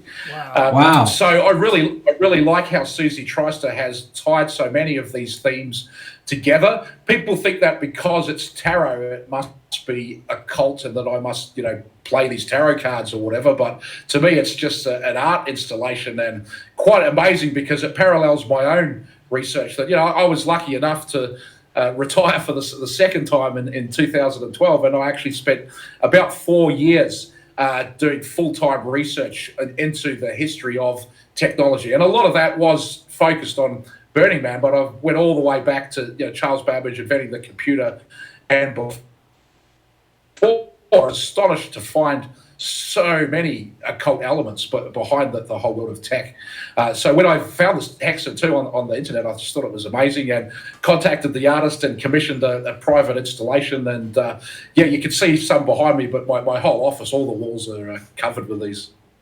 Yeah, it's great, man. And I wanted to say that I see that, I commented at least once on a video you posted on your Crypto Beast YouTube that, you posted just a short clip of something related to burner, as a Burning Man thing. And you get this pile-in of comments, and I don't know if it's shills or AI, but I think some people are just so vague on the idea of two sides of the occult, and that there's a lot of people who definitely practice or study this stuff that are on the good side of it, even on the Christian side, as surprised as many people would be. And so I wanted to make that clear for people that, I've been following Steve for at least 2 or 3 years, from Jan Irvin's work to his blog. I've never seen anything that reflects even the tiniest tinge of darkness in you. That's why I love your work. You seem really open-minded, and I don't know if you still go down to Burning Man, but I figure if you do, you got to be one of the most informed guys of seeing what's happening if you show up there, And, so, the last time I went was 2013, and no, 11 times to the main Burning Man, and I've been to one of the regional burns down here in New Zealand, and I've kind of seen everything there is to see at Burning Man. There's not a great deal of mystery left in that thing for me anymore, but a lot of my life was tied up in it, and many of my friends still go, and I'd like to go primarily just to hang out with and catch up with a lot of my friends, but it's a very harsh physical environment, and there's a thing called playa lung that after you've been out there, you're coughing and you've got black. It's quite alkaline, the surface, so if you just walk on the playa with bare feet, your feet will immediately start to crack up. It's very hard on equipment, and also by research I found that the site that Burning Man is on, it used to be a naval gunnery range, and they dropped all kinds of bombs there. And the guy that was Burning Man is run by the government. It's the Bureau of Land Management provides a permit, and it's the largest event held. Public takes about $4 million a year from it, and the guy who was the government representative for the Bureau of Land Management handling Burning Man, they replaced him recently. There was a bit of a scandal, and the job requirement was to have a Q clearance from the Department of Energy. So isn't that interesting Yeah, that you that would have is. to have the highest level security clearance from the Department of Energy just to run a rave in the desert? Wow, brings it right back to Q. You know, I'm a Q Yeah. skeptic, but there's definitely enough evidence to me that it's not just a typical goofy LARP by any means. I think you're right. It's a psyop that certainly appears to be trying to do something positive, but it's really coordinated. And if you dig in deep, folks, you will find lots of things that they did 2 months ago, 6 months ago, a year ago. They told you about it in advance, and it's come to pass. Not every single thing, but enough things that if you doubt it, I think you're just you're failing to look at the evidence effectively. You know, it's something there. Yeah, I think if you follow Q, big news comes out of the media, and the media pundits are all surprised by it. But the Q audience is like, oh yeah, we knew that. Yep, We knew that a year ago, 18 months ago. And a lot of stuff like that's happened now. So that fills me with hope. You know, I think we're starting to see the first signs of the tide turning and people starting to be locked up. And whether anything's going to happen to R. Kelly or not, I'm not sure. But NXIVM is really... So definitely keep following that and staying with that, because there's at least six Hollywood actresses involved. This other Collegegate scandal that's just broken with 2 Hollywood actresses involved as well. There's been 85,000 or so sealed indictments. The number of sealed indictments seems to be massively piling up. And these big stories like NXIVM, they're sealed indictments that have become unsealed. So as the unsealing happens, we're starting massive, jaw-dropping criminal conspiracies, interstate, international conspiracies. I mean, NXIVM owned, I think, a dozen childcare centres all around the world, and they had the children of the president of Mexico heavily involved in it. So this was not some lightweights. I mean, they're in Albany, New York, which is the state capital, the perfect place to compromise all the politicians. So yeah, I'm hoping that we're going to see a lot of this corruption coming out. But my fear is that we will see, the Comey, Strzok, Page, McCabe's of the world. We might see them get in trouble. We might see them go down. Like recently, George Pell, who was the number 3 figure in the Vatican, sentenced to 6 years jail for pedophilia at the age of 77. Now, he was basically in charge of the finances of the Vatican. Yep. So this is one of the world's most powerful people. He's going to jail for 6 years. So I'm really hoping that that's a sign that some of the higher-ups get caught. But will it ever go to the Clintons, the Pope, the royal families of the world? I don't think so. I think it's going to get to a certain level and stop. And I think that that's really the underpinning of the R. Kelly and Michael Jackson, is that the David Geffens and the Oprahs and the Spielbergs of the world are going to go quite that far, because the public's rage will be sated by a few R. Kellys being thrown out there. And James Alefantis from Comet Ping Pong, since the NXIVM story broke, he hasn't been back in the US. He's been out of the country. And I think he could perhaps see the writing on the wall that he would be a sacrificial lamb made to take the fall for the network that he was just a part of. Yeah, I didn't know that. Yeah, that makes a lot of sense that Alefantis would stay gone, because there's plenty of so many circumstantial pieces of evidence with that guy. I mean, and I just don't. His name is enough for me, right? Just Alefantis. If you look up what that means, folks, you won't believe it. So. Yeah, and he had an art museum with someone from the Caffritz family that's also connected to NXIVM. So he's sort of only one hop removed. And personally, I'm an art collector. I love art.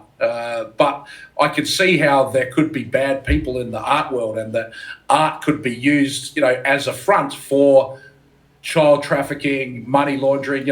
These paintings get bought for $200 million. Did someone really want to spend that much money? No, it's a front. On a painting. Something else. The painting was the official way of accounting for that transaction. Steve, I want to show you something, but I know you got to go. I want to show you something, because Jim's a professional sculptor. That's what he does, and so we're pretty dang familiar with how crooked and weird. I mean, you look up Damien Hirst, Jeff Koons. They're right in there with Abramovich. These people are far out crooked, and big question marks as to why someone would spend $52 million on a balloon animal dog, right? But I want to show you what Jim did.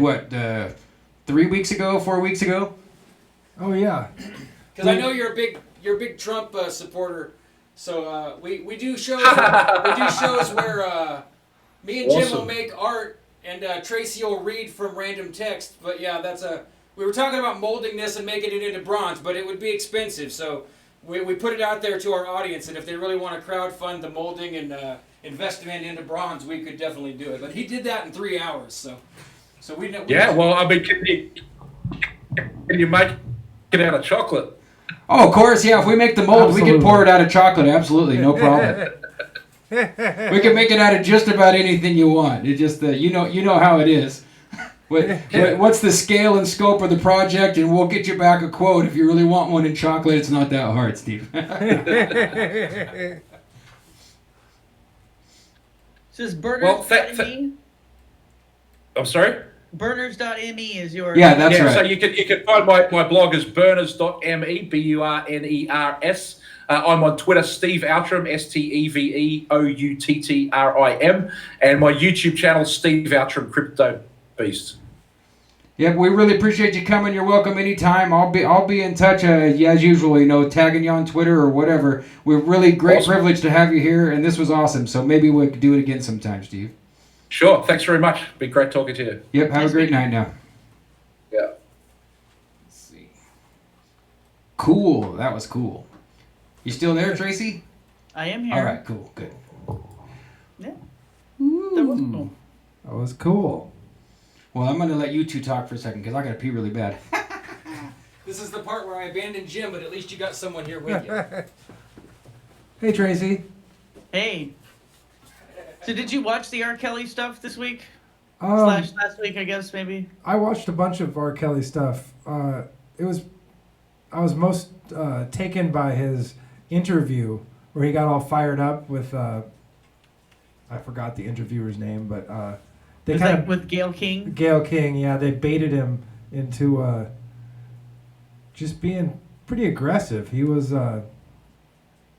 standing up and yelling and crying and pointing, and then they kept saying things like, well, I mean, people were commentating about how if that's how he is in an interview, then imagine how terrible he is in public or in private.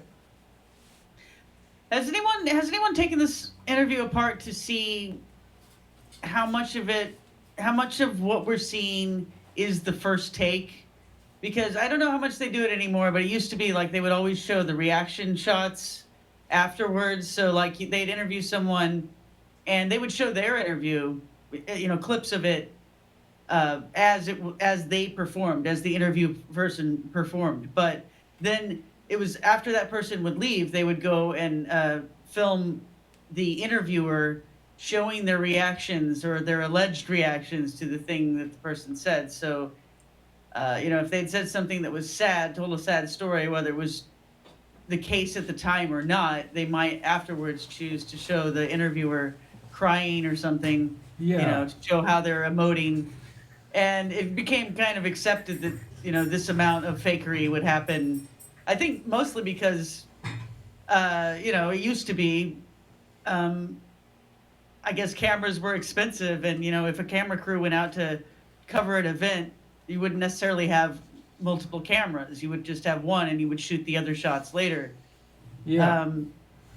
So anyway, what I'm saying is regarding this, I'm replaying it in my mind, and I'm thinking like, how many cameras were involved, and then how much of it was edited afterwards? Because you can see him like getting up out of the seat and kind of getting in her face, Yeah. And so that's a separate angle, but it doesn't mean, maybe it was shot at the same time. I haven't gone through it piece by piece to know, but usually you can tell, if there was another camera in the scene from that wide shot where where R. Kelly is, getting up out of his seat and getting animated, you should be able to see if there's another camera in there. So I don't know, but I'm just wondering if anyone has taken it apart to make sure that this wasn't choreographed, after the fact. Well, or maybe, you know what I'm saying? Like maybe they said, okay, now you need to act really indignant and get up out of your seat. There were two at least cameras. I think maybe there were three. It looked like I don't remember, but I think that there was a wide shot where I could see one or two of the cameras. Okay, so you can see the other cameras in the shot. But they didn't use that angle very much. And I kind of got the impression that he was being set up, that somebody in his group, you know, just to take the heat off of the people that he works with.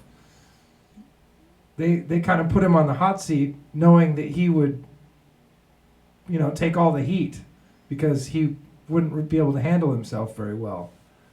So you thought that his performance seemed legitimate and accurate? Yeah, I think. Like he wasn't acting? Yeah, I mean, he said that he'd gone to the bank by himself for the first time like a month ago in his whole life.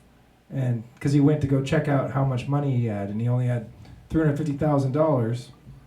And it sounded like he's been really managed and handled. And I got the feeling like his you know, his helpers, everybody's been kind of like enabling him to do these, you know, to have these behaviors, and just kind of keeping him happy so that they can skim off the top and take his money. And now the district attorney is looking at everybody, trying to, you know, saying that everybody's at fault, everybody that works with him. You know, he's got assistants that have enabled his behaviors and stuff, and everybody's sort of guilty. And so they put him in the situation where he just kind of looks really bad, and it takes all the heat off of everybody else behind the scenes. It's kind of what I thought. And he didn't have any idea. I don't think he was coached very well.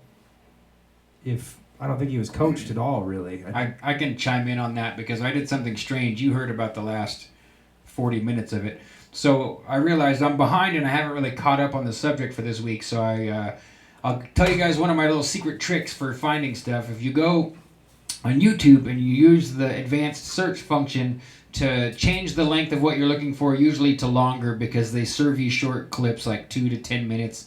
So if you change it so that you're looking for things that are longer than 20 minutes and change down the scope of how recently it was published, you get a whole different set of results from YouTube. So I went and looked for, I like pushed the mic on my phone and said to the search engine, like, R. Kelly, occult, Satan, child trafficking, or something like that. You know, like just like these, this is the keywords I need, right? So serve me something, Oracle. You know, give it to me, Google.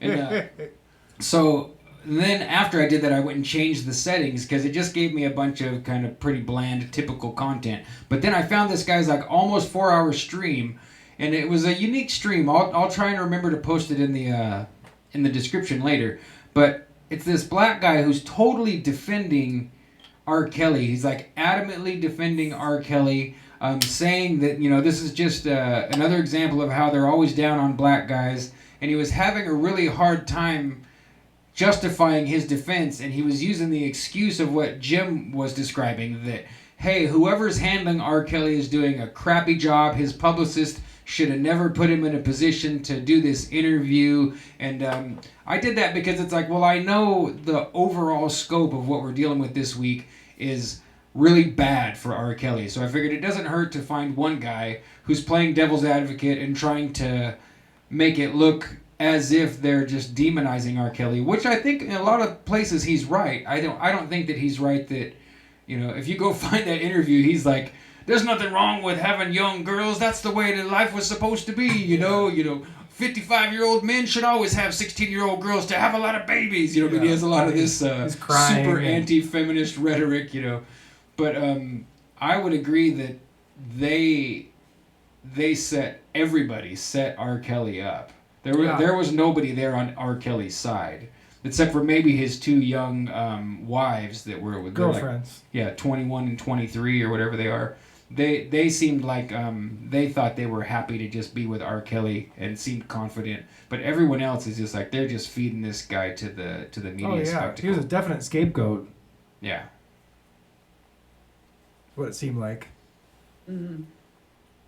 So why do we think that Gail was chosen to handle this?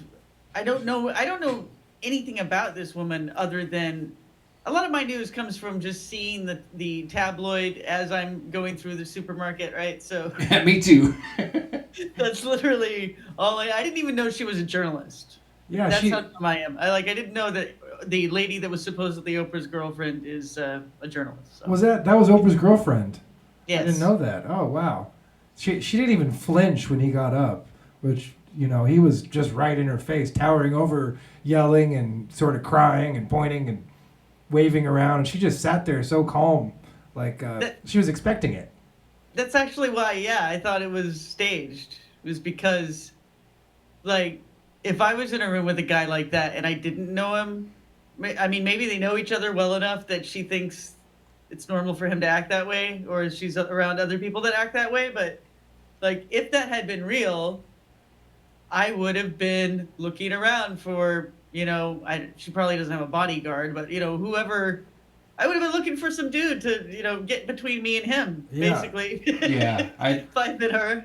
I think it was staged, and I think they probably had I don't think R. Kelly knew. I mean, what I did was I ended up seeing most of the interview with this other gentleman's commentary, so I haven't watched the interview without that. So I definitely primed myself to be in the middle ground, and I kind of did that on purpose because I figured I know it's going to come in negative, but I think they all knew that we're going to rile this guy up, and they had a plan so that if he decided he was going to take a swipe at her, A, she's probably willing to take one hard punch in the face for the primetime spot, and B, there's probably at least 2, if not 3 people there either ready to intervene, armed with tasers or who knows what, to swoop this guy up. Intervened was his publicist. R. Kelly's publicist came in and kind of calmed him down at one point that I saw, but it wasn't.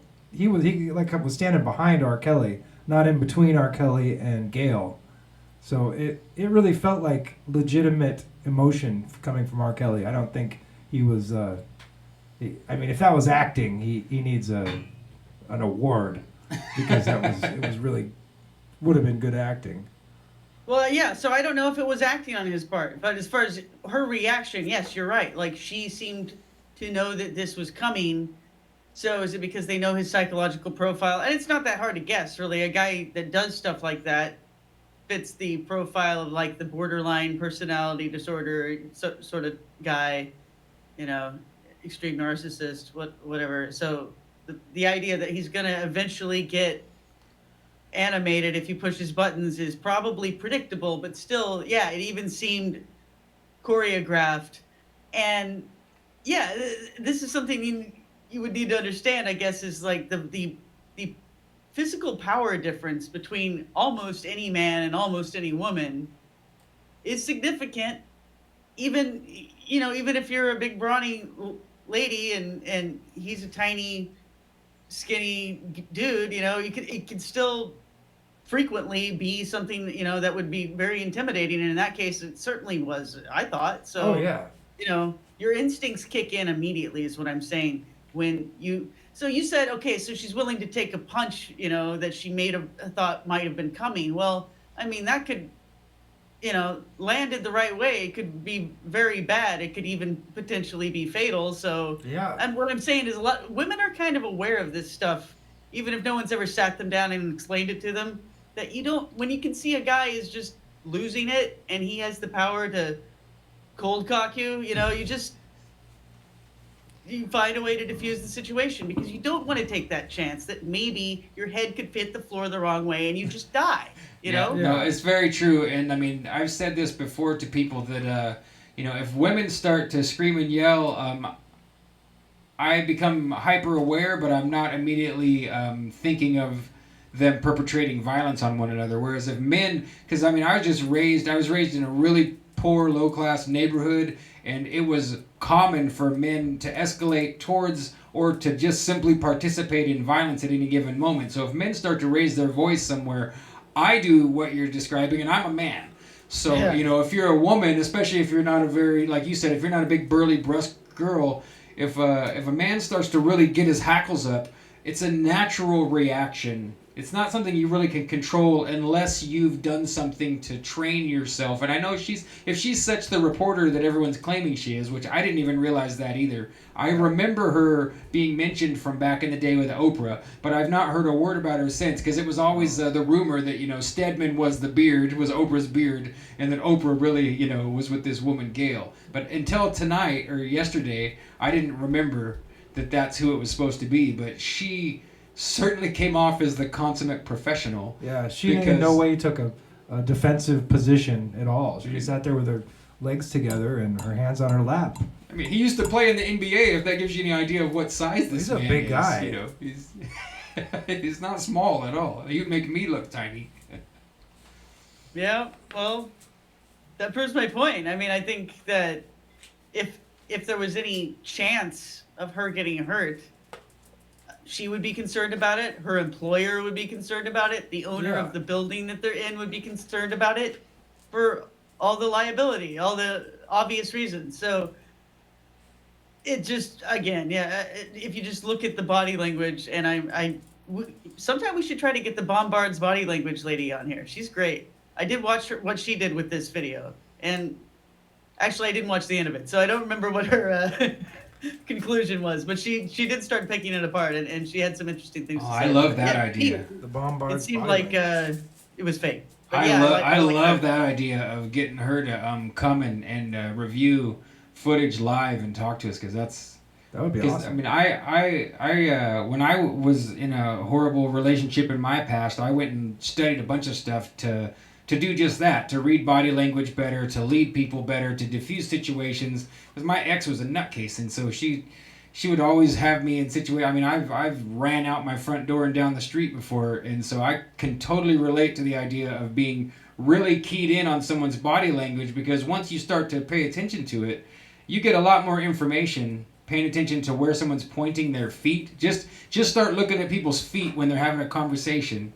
Especially if it's a group conversation, you can tell if the whole group wants anyone to add into the conversation. You can tell by looking at people's feet who might be deciding and in the process of getting ready to walk away, or who really wants to walk away, just by looking at people's feet, because everyone will point their feet accordingly. They're either relaxed and at ease and comfortable there, or their feet are already telling you, I'm done. And we've all had that friend or that person that, you're like hanging out their front door with both of your feet pointed towards your car, with your keys in your hand and your hat on and your gloves on, and you're trying to tell them for the 10th time, okay, bye, I gotta get out of here. And they don't pay attention to your body language, and they keep holding you there hostage to conversation. A foot cam for the guest, and then we can tell if they really want to hang out for the second hour or not. Yeah, absolutely. The RX Only Picture Show foot cam. The foot cam. Oh, man. Oh, I wanted to put it out there to the chat that this week leading up to Steve coming, we had a discussion about potentially moving away from Hangouts to Zoom. And I've had good experience with Zoom a couple times, but it's $15 a month. So, if we've got, Jem and I on our Discord have like $23, not Discord, on our Patreon have $23 or whatever. So I'd be willing to spend the preliminary amount to get it started. But How much is it to get started? No, $15. $15. Yeah, but after that, if you guys want to see a little bit higher quality video, so if you more people want to jump into our Patreon and kick in there, or if you want to join Plus Ultra and tell us, grab Zoom, then Tracy knows that we're all coordinating together. It's just an idea. The links are in the description for Patreon. Yeah, it's all in the very bottom of the description, and I just to me it's a fair idea to, because I'd love to see the show improve. We do have some gear that we're going to eventually upgrade that I bought, but I wish I was extremely wealthy. I wouldn't even ever consider asking for extra, but we love doing this, but we can't go out of pocket too often, so. We're not government agents. They don't pay for our equipment, unfortunately. No, we're not. Actually, this whole thing is funded by DARPA. Yeah. Unfortunately, they take 99% of it in taxes, so we don't see it. It just goes into one account and then into another, and that's, Maybe we'll have a whole show where we all three log into our different government agent bank accounts and be transparent about how they give us the money and take it away before we can spend it. You can tell because the production values are so high. Yeah. It's a government-funded sound check. It's a government-funded sound check. That's pretty good. That's pretty good. So, did we miss anything?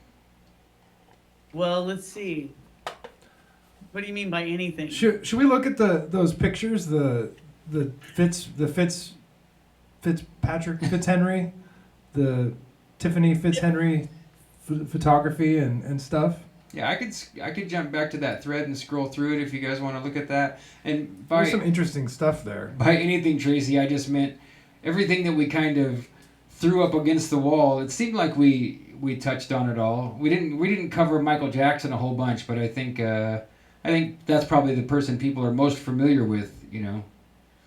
Well, we could tease the surrealism thing a little bit more because I've got some essays really I've been working on that subject for some time, and then I was thinking for a couple months now that I wanted to do a video about it, and then I recently mentioned it to you, and you had some interesting things to chime in.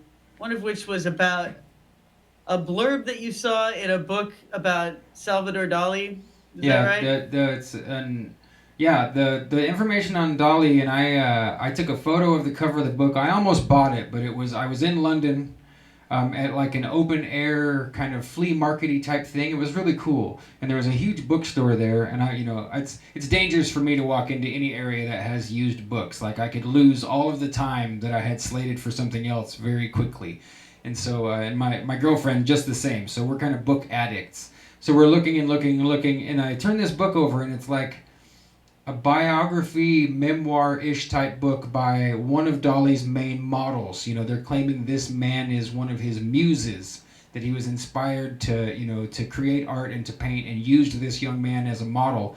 And the stuff that was on the back insert, or the back cover, it was like that Dali was secretly gay, and I think it even implied like that he would have his wife sit close to him on the couch while he would pleasure himself and have young boys paraded through the room. So this really strange bordering on like and if you've never read the book The Secret Life of Salvador Dali, it's Dali's book, and it's kind of like a surrealist autobiography. It's surreal too. It's truly surreal. All of his paintings and stuff are in there, and his description of his courting his wife and his fear of sex and death, and imagining that he was a young girl when he was a child, and all this stuff, it ties in, it gives a lot of credence to the sensationalism of the book.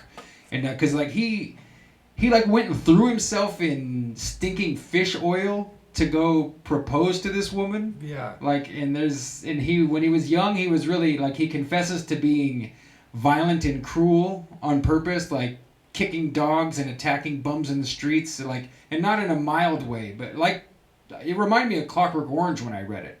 That like you could imagine Salvador Dali and his friends coming upon the old stinking drunk bum and, essentially beating him to death in the street the way he describes it. So like when he first saw his wife out, before he met her, he's, when they were going to meet to go on a date or something, he saw her out the window and he cut his face with a razor before, so it was like bleeding. I forgot about that part. Yeah, he cut himself up and presented himself covered in blood too. That's right. Yeah, huh?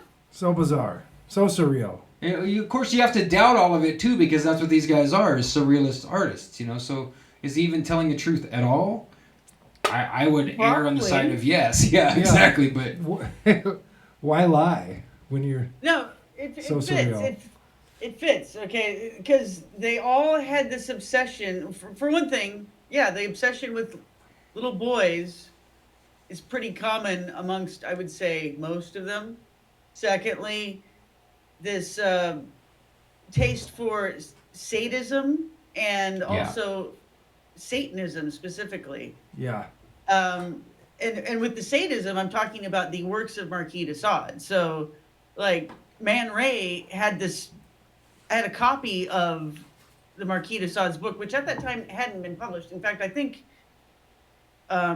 one of the only like mass marketed versions of it in English. I think the only mass marketed version of it in English came out of, and I'm talking about de Sade's book, 120 Days of Sodom, which is hardly even a book because he didn't even finish it. But what he had written did get published at the end of, I think, 2017 or maybe the end of 2018 even, very recently. And so like this thing hadn't been, of course, it was been, parts of it had been put out in some languages, but the whole thing had not been really made available. And so Man Ray, one of these guys, one of these surrealist artists, or I don't know if you would call it, you know, whatever they want to be called at the time. There was Surrealism, Dadaism, and Cubism, and probably a few other isms. But anyway, so Man Ray, who also would dress up as a female and call himself Rose Salavi. It was like an anagram of his name. Or was that? No, that was Duchamp. Sorry, scratch that. That was Duchamp. But wow. Anyway, Man Ray had this copy of 120 Days of Sodom by de Sade that he had, I think, copied out himself. And, you know, it was like the book itself was a work of art. And then the cover of it was, he called it an homage to de Sade. And what it was like, it was a young boy's rear end where you're looking through a inverted cross as though that were the shape of the window you're looking through. I remember And then this Yeah. from your book. I remember it. Yeah. Well, that's the cover now, actually. Where is it? Okay, so this, I told you, okay, that this only came out really Is it that one? in 2016, I guess. Huh. All right. So anyway, there it is. So this homage that this artist did, Oh my. you know, probably 100 years after, or more than 100 years, like 200 years after it was written, that now is the cover of the book version. So Man Ray got his wish, you know, that's the cover of the book now. But anyway, obviously the inverted cross, of course, that is the cross of St. Peter according to the Catholic Church, but it's more commonly these days an expression of Satanism, right? An expression of the inversion of the cross. And then obviously, yes, you've got the obsession with a young man's behind here. And 120 Days of Sodom, I mean, we all might be familiar with the term sadism, and you think about, what was it, 50 Shades of Grey? Yeah, exactly. Well, you think about, it's like some pretty light, stupid S&M and not, you know. Go ahead, Tracy.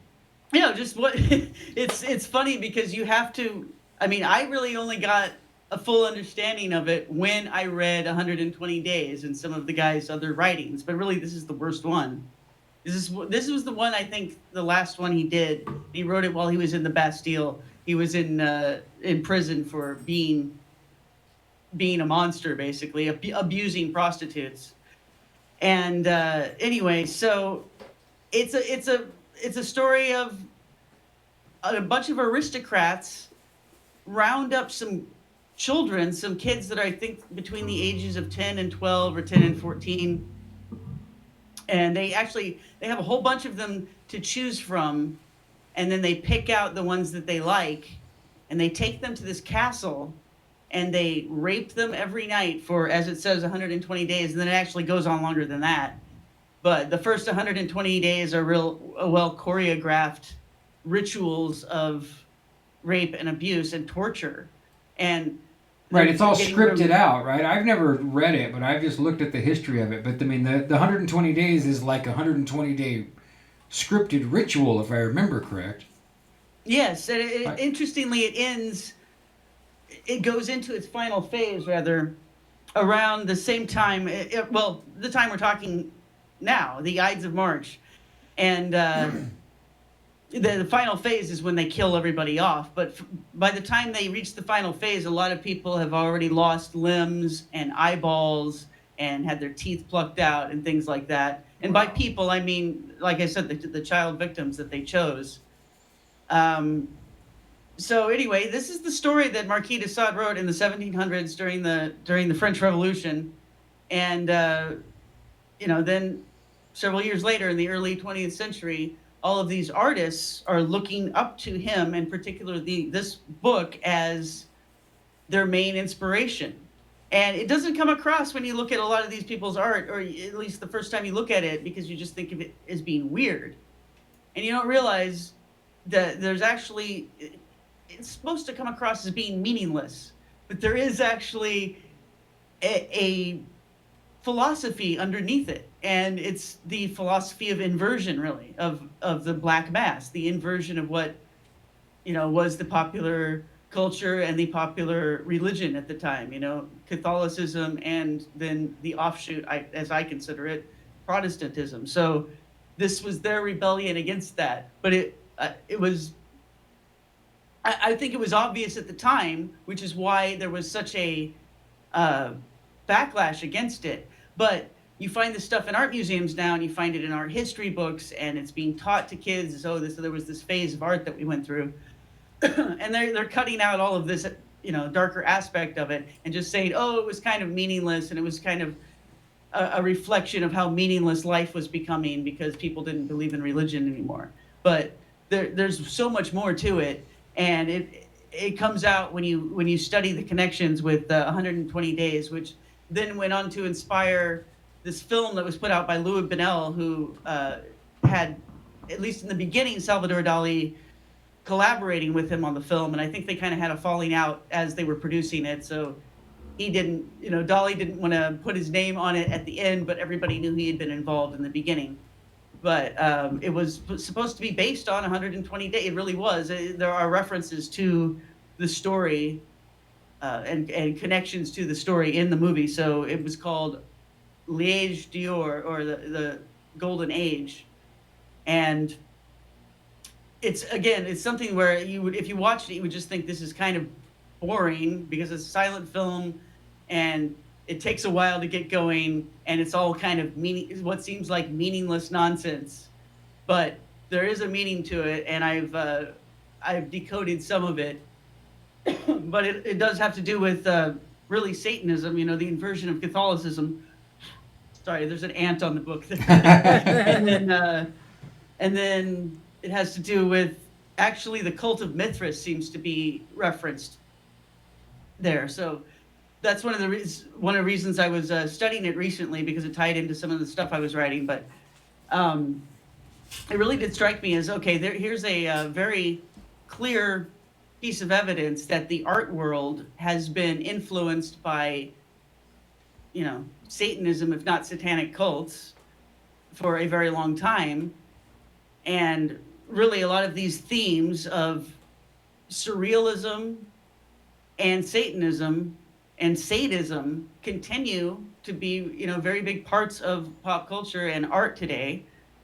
And it's a subject that definitely needs to be explored more. And I have found a website that has even more interesting connections to make that I would like to explore, excuse me, in future videos I'm putting out. And if you want to talk about it now, that's fine. But it's called surrealappearance.com. I don't know who put it out. I don't know anything about the person that made it, but this guy or girl, whoever it is, has gone through and pointed out a lot of connections between the art of Marcel Duchamp, one of these guys, and also Man Ray, and the actual murder that's called the Black Dahlia murder. The way the I was just thinking about that. The person was depicted, the way the body was displayed, matches up very much with something that Duchamp did, and something also that Man Ray did, and they were friends. So that kind of ties into the Pizzagate thing to me, that they've got this famous hysteria pose. And so you've got the famous murder of Dahmer with the decapitations, and then here an artist's, that's got to be their most highlighted piece, even if it wasn't in the press. And that's a hell of a piece of art to make, So I wonder if that's another running, like, behind the scenes occult tradition, right? Is to perform a big ritual murder sacrifice and have artists, the most famous artists, on hand to document it and then publish it in a subtle way so that it's not obvious, but that everyone in the know behind the scenes understands that, oh yeah, I was there too when they killed her or whatever. Yeah. Well, I don't remember if it's on surrealappearance.com or if there was another website I was looking at about a year ago when I was looking into this, but it basically someone was saying that Man Ray's biography and where he was at the time that murder occurred, it's possible that he was the one. It wasn't just the person inspiring it. So it's it's something, very significant, I think, that we don't know what the real reasons are why so-called serial killers do what they do and why it's reported in the way that it is and what, why certain details are focused upon or why certain details are there in the first place. And, I think that there's quite a lot of circumstantial evidence that a lot of these serial killers, and it is mainly a modern phenomenon and largely an American phenomenon, at least the way that we're used to it, what we mean when we say serial killer. Yeah, there's a lot of speculation that it's a front, too. That maybe they're not, it is cover for ritual murder, and maybe there isn't the lone serial killer, so to speak, that it's really, some people think it's not even real at all. Like, I've seen evidence across the board, So, but I think it is more likely that it's probably a cover for something, even if there is a horrible serial killer that's out killing lots of people, that's a spearhead or a headlight on a whole bunch of stuff that's happening that we're not getting any press or information about, Well, the informer for Maury Terry, when he wrote The Ultimate Evil, and he asked someone who was in jail for being a hitman. This informer was telling him about his connection to the Process Church.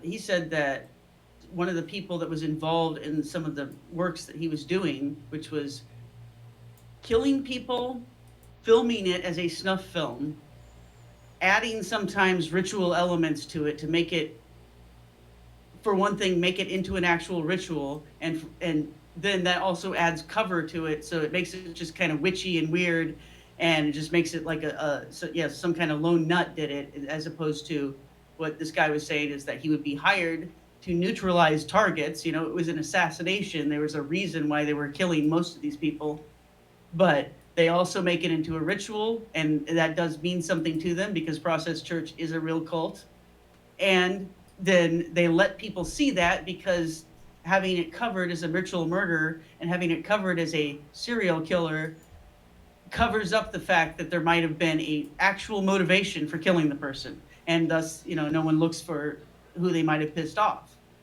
So anyway, one of the things he said was that one of the people involved in doing this was Robert Mapplethorpe. So that's a guy who's known to be a controversial artist who does anti-Christian stuff and gay stuff. Yeah, that's the guy with the bullwhip up his ass and throwing the crucifix into a jar of piss, right? And standing there in front of a pentagram with a machine gun. And I'm just going from memory. It just popped into my head.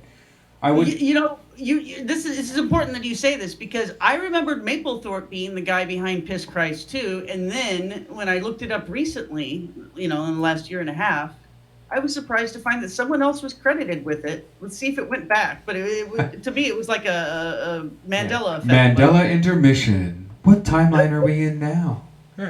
It's a trip to follow the Mandela stuff because if you look like the retconned on Reddit and similar threads, there's a lot of speculation that things are being changed and then changed back, which at first when it came out and I was studying it, that part wasn't there. But now there are, like this anatomy of the human body has changed. Oh, wait, no, they've changed it back. And over again, similar things where, oh, no, that's back to normal now, but they might change it again. Like, what in the hell? How weird is the world getting that we think historical events have changed? So Piss Christ is right now... at this moment in this timeline of reality, being credited to some artist named Andre Serrano. Weird. That doesn't ring a bell at all. I know. And I know, I'm just like you. I mean, that That's the only reason why I heard of Robert Mapplethorpe. That's what I remembered. Yeah, Serrano like the Weird. pepper. No, I don't know. Serrano. Yeah.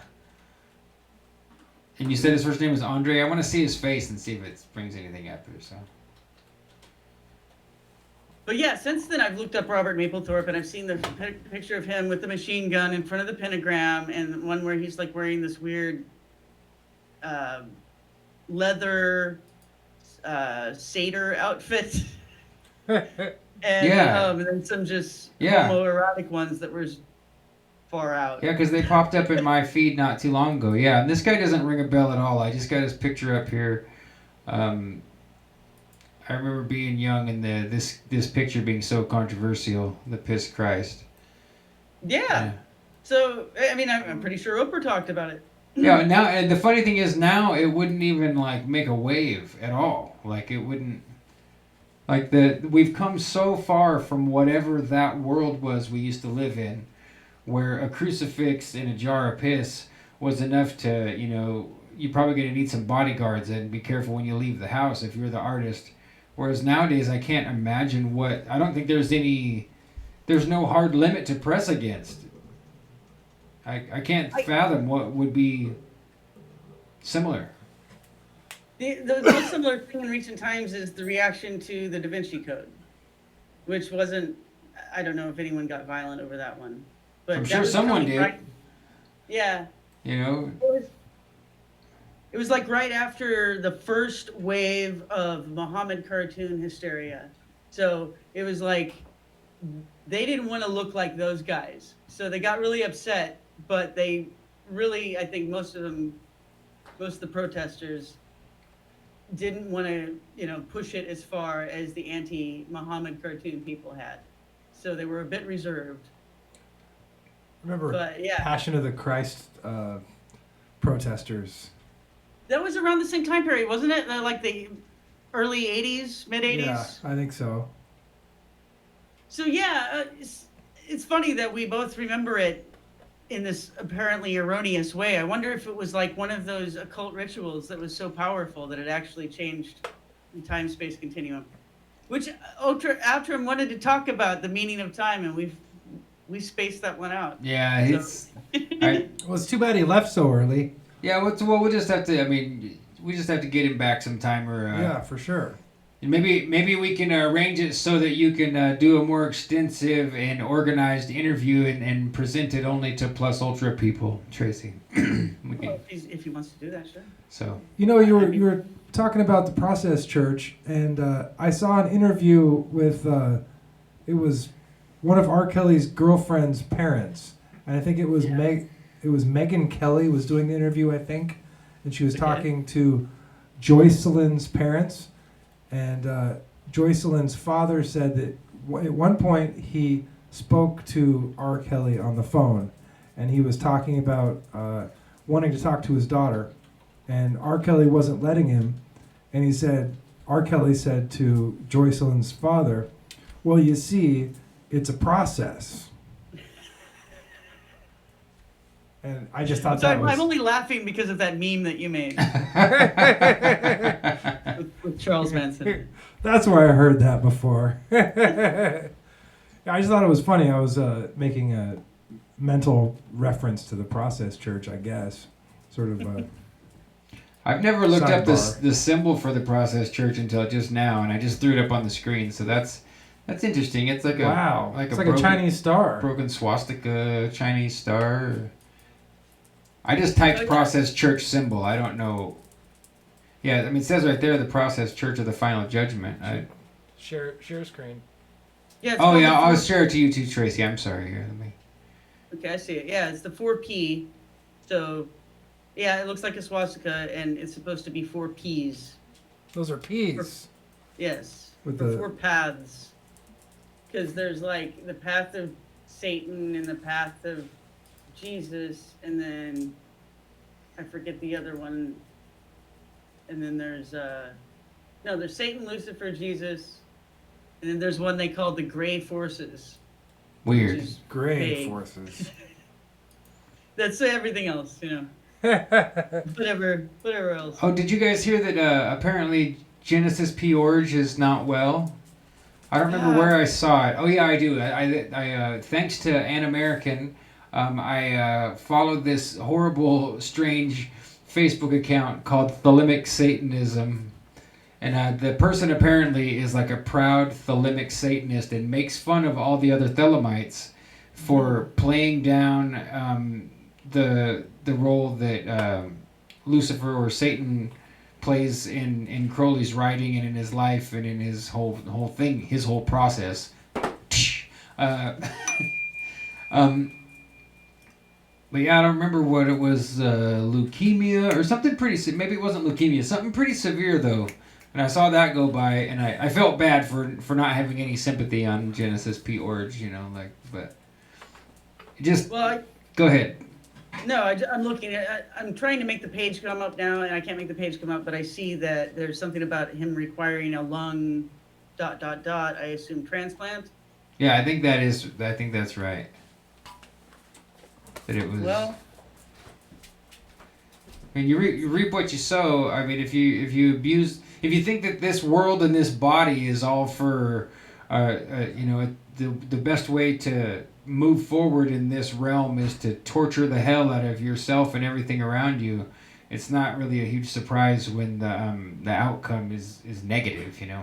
I felt like what you were describing with the Marquis de Sade is really like the ultimate exaggeration of the libertine Gnostic mindset of, if this is the demiurge's world and we're not supposed to be in it, then just short of reeling our own flesh off of our bodies with knives, we're going to transgress as much as we possibly can.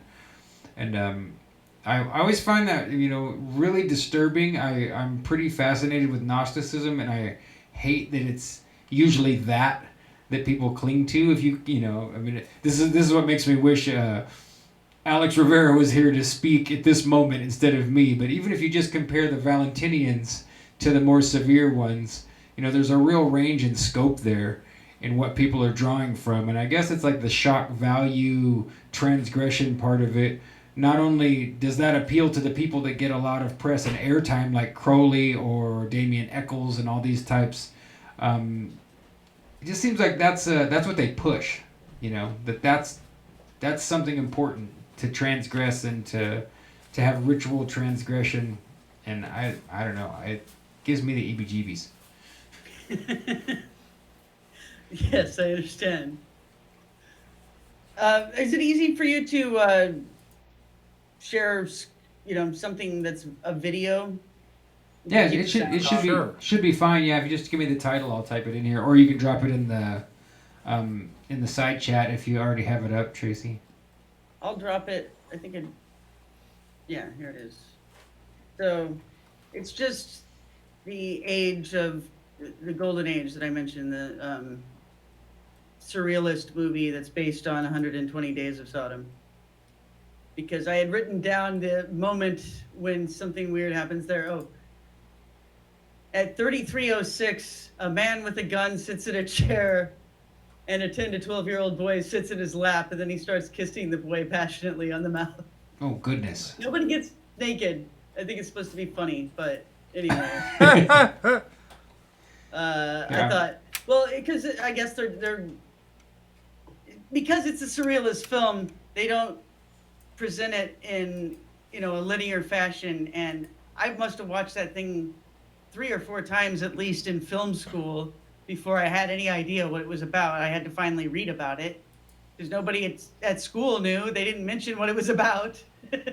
So they made us write essays about this thing, and we didn't even know what it was about. So anyway, this is about 120 Days of Sodom, but they're not showing it linearly. So I had no idea what all this stuff was the first few times I watched it, but now it makes sense that, they're kind of showing you the secret aristocrat lifestyle, and there's a guy picking up some little boy and putting him on his lap. So oh, here, I'm not there. It seems like it's not loading up all the way. I haven't switched it over to the main screen yet, but I'm still screen sharing with you, right, Tracy? Yeah, I see it, but Is that- if it's gonna be a problem, then never mind. Oh no, I'm gonna keep going. I'm gonna refresh it, and we'll see if it'll pop up better. Have you ever heard that joke about the aristocrats? There, that's better. It's So. a terrible joke. Yeah. Well, I mean, They there's. made a movie out of it, right? Yeah. Yeah. I have not actually heard the joke, so it's something about family incest, though, right? Yeah, Oh, exactly. It's essentially it's the 120 Days of Sodom made into, and it's supposed to be a joke, and it's not one funny. joke. Bob Saget likes to tell it. Yeah, well, I mean to me, folks, if you're gonna watch the aristocrats joke, I mean, you can watch the whole movie if you want. I did one time long ago, but Gilbert Gottfried is at Hugh Hefner's roast, and it's not very long after 9/11, and he starts to make some 9/11 jokes, and he starts getting catcalled and heckled by all these famous people who are screaming, "Too soon! Boo!" And so Gilbert Gottfried, being the brilliant man that he is, love him or hate him, he says, "All right, I got to recover, right, from this. It's live or whatever, I mean, he's there with the audience." And so he goes into the aristocrats and gives this completely overly resounding rendition of this disgusting story of like a whole family auditioning for a producer, and they all get naked and have incest with each other, and they rape the dog, and all of the bodily fluids are flying. Yeah. And he recovers himself from being almost booed off of stage by telling the most horrible joke. I mean, there's nothing like it. When you learn about Pizzagate and the elites, it just like puts all the pieces together. That joke makes me wonder if we get flagged if we throw it on, but I'm still trying to get this other video to play. I'm going to push play on this thing and see if it clears up, because when it opened, it was fine, but now it's like it's kind of cut off. Because you're in Chrome.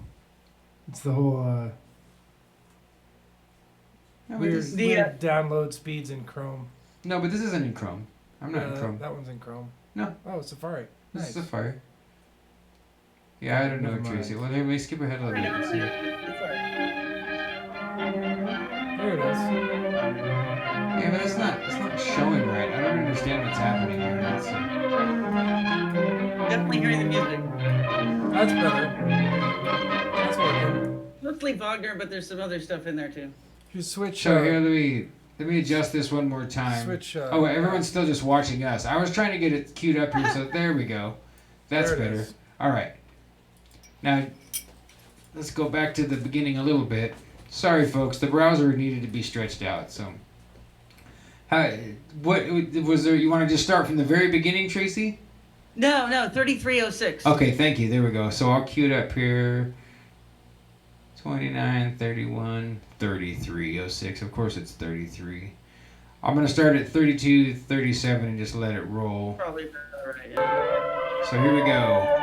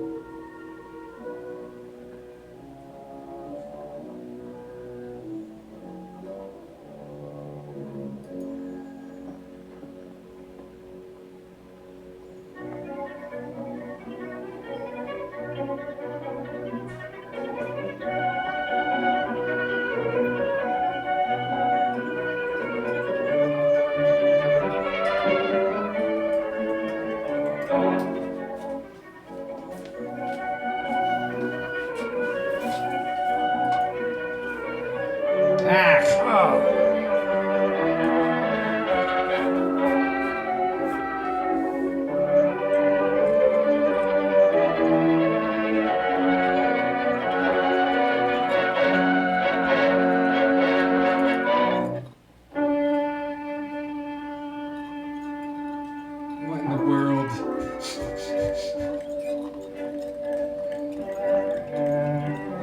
I think they're getting it back together here. It's very surrealist. Wow. Special effects. No one even notices. What was that, by the way? Reminds me of Brazil.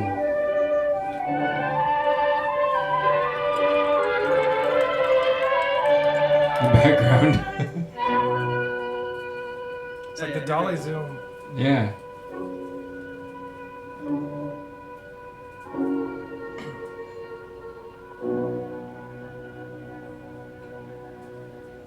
shoot him? Sure looks like it.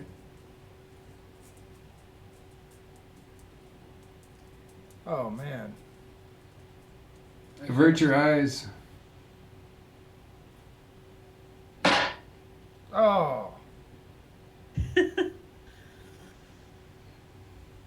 Our Forgot that part. I forgot that was even there. Oh man, that's hardcore. yeah, he got him. To follow up with a second round, 2 taps as they say. This is just on YouTube. This is Some Hunter S. Thompson sorry if we stuff. shocked you folks, but hey, this is what we're talking about, and this Tracy's right. This is all these guys behind the scenes. Aristocratic. Well, the Queen's been allegedly convicted of this very behavior. Yeah, was it Hungary? Yeah, I don't remember which country, but have you heard that, Tracy? What?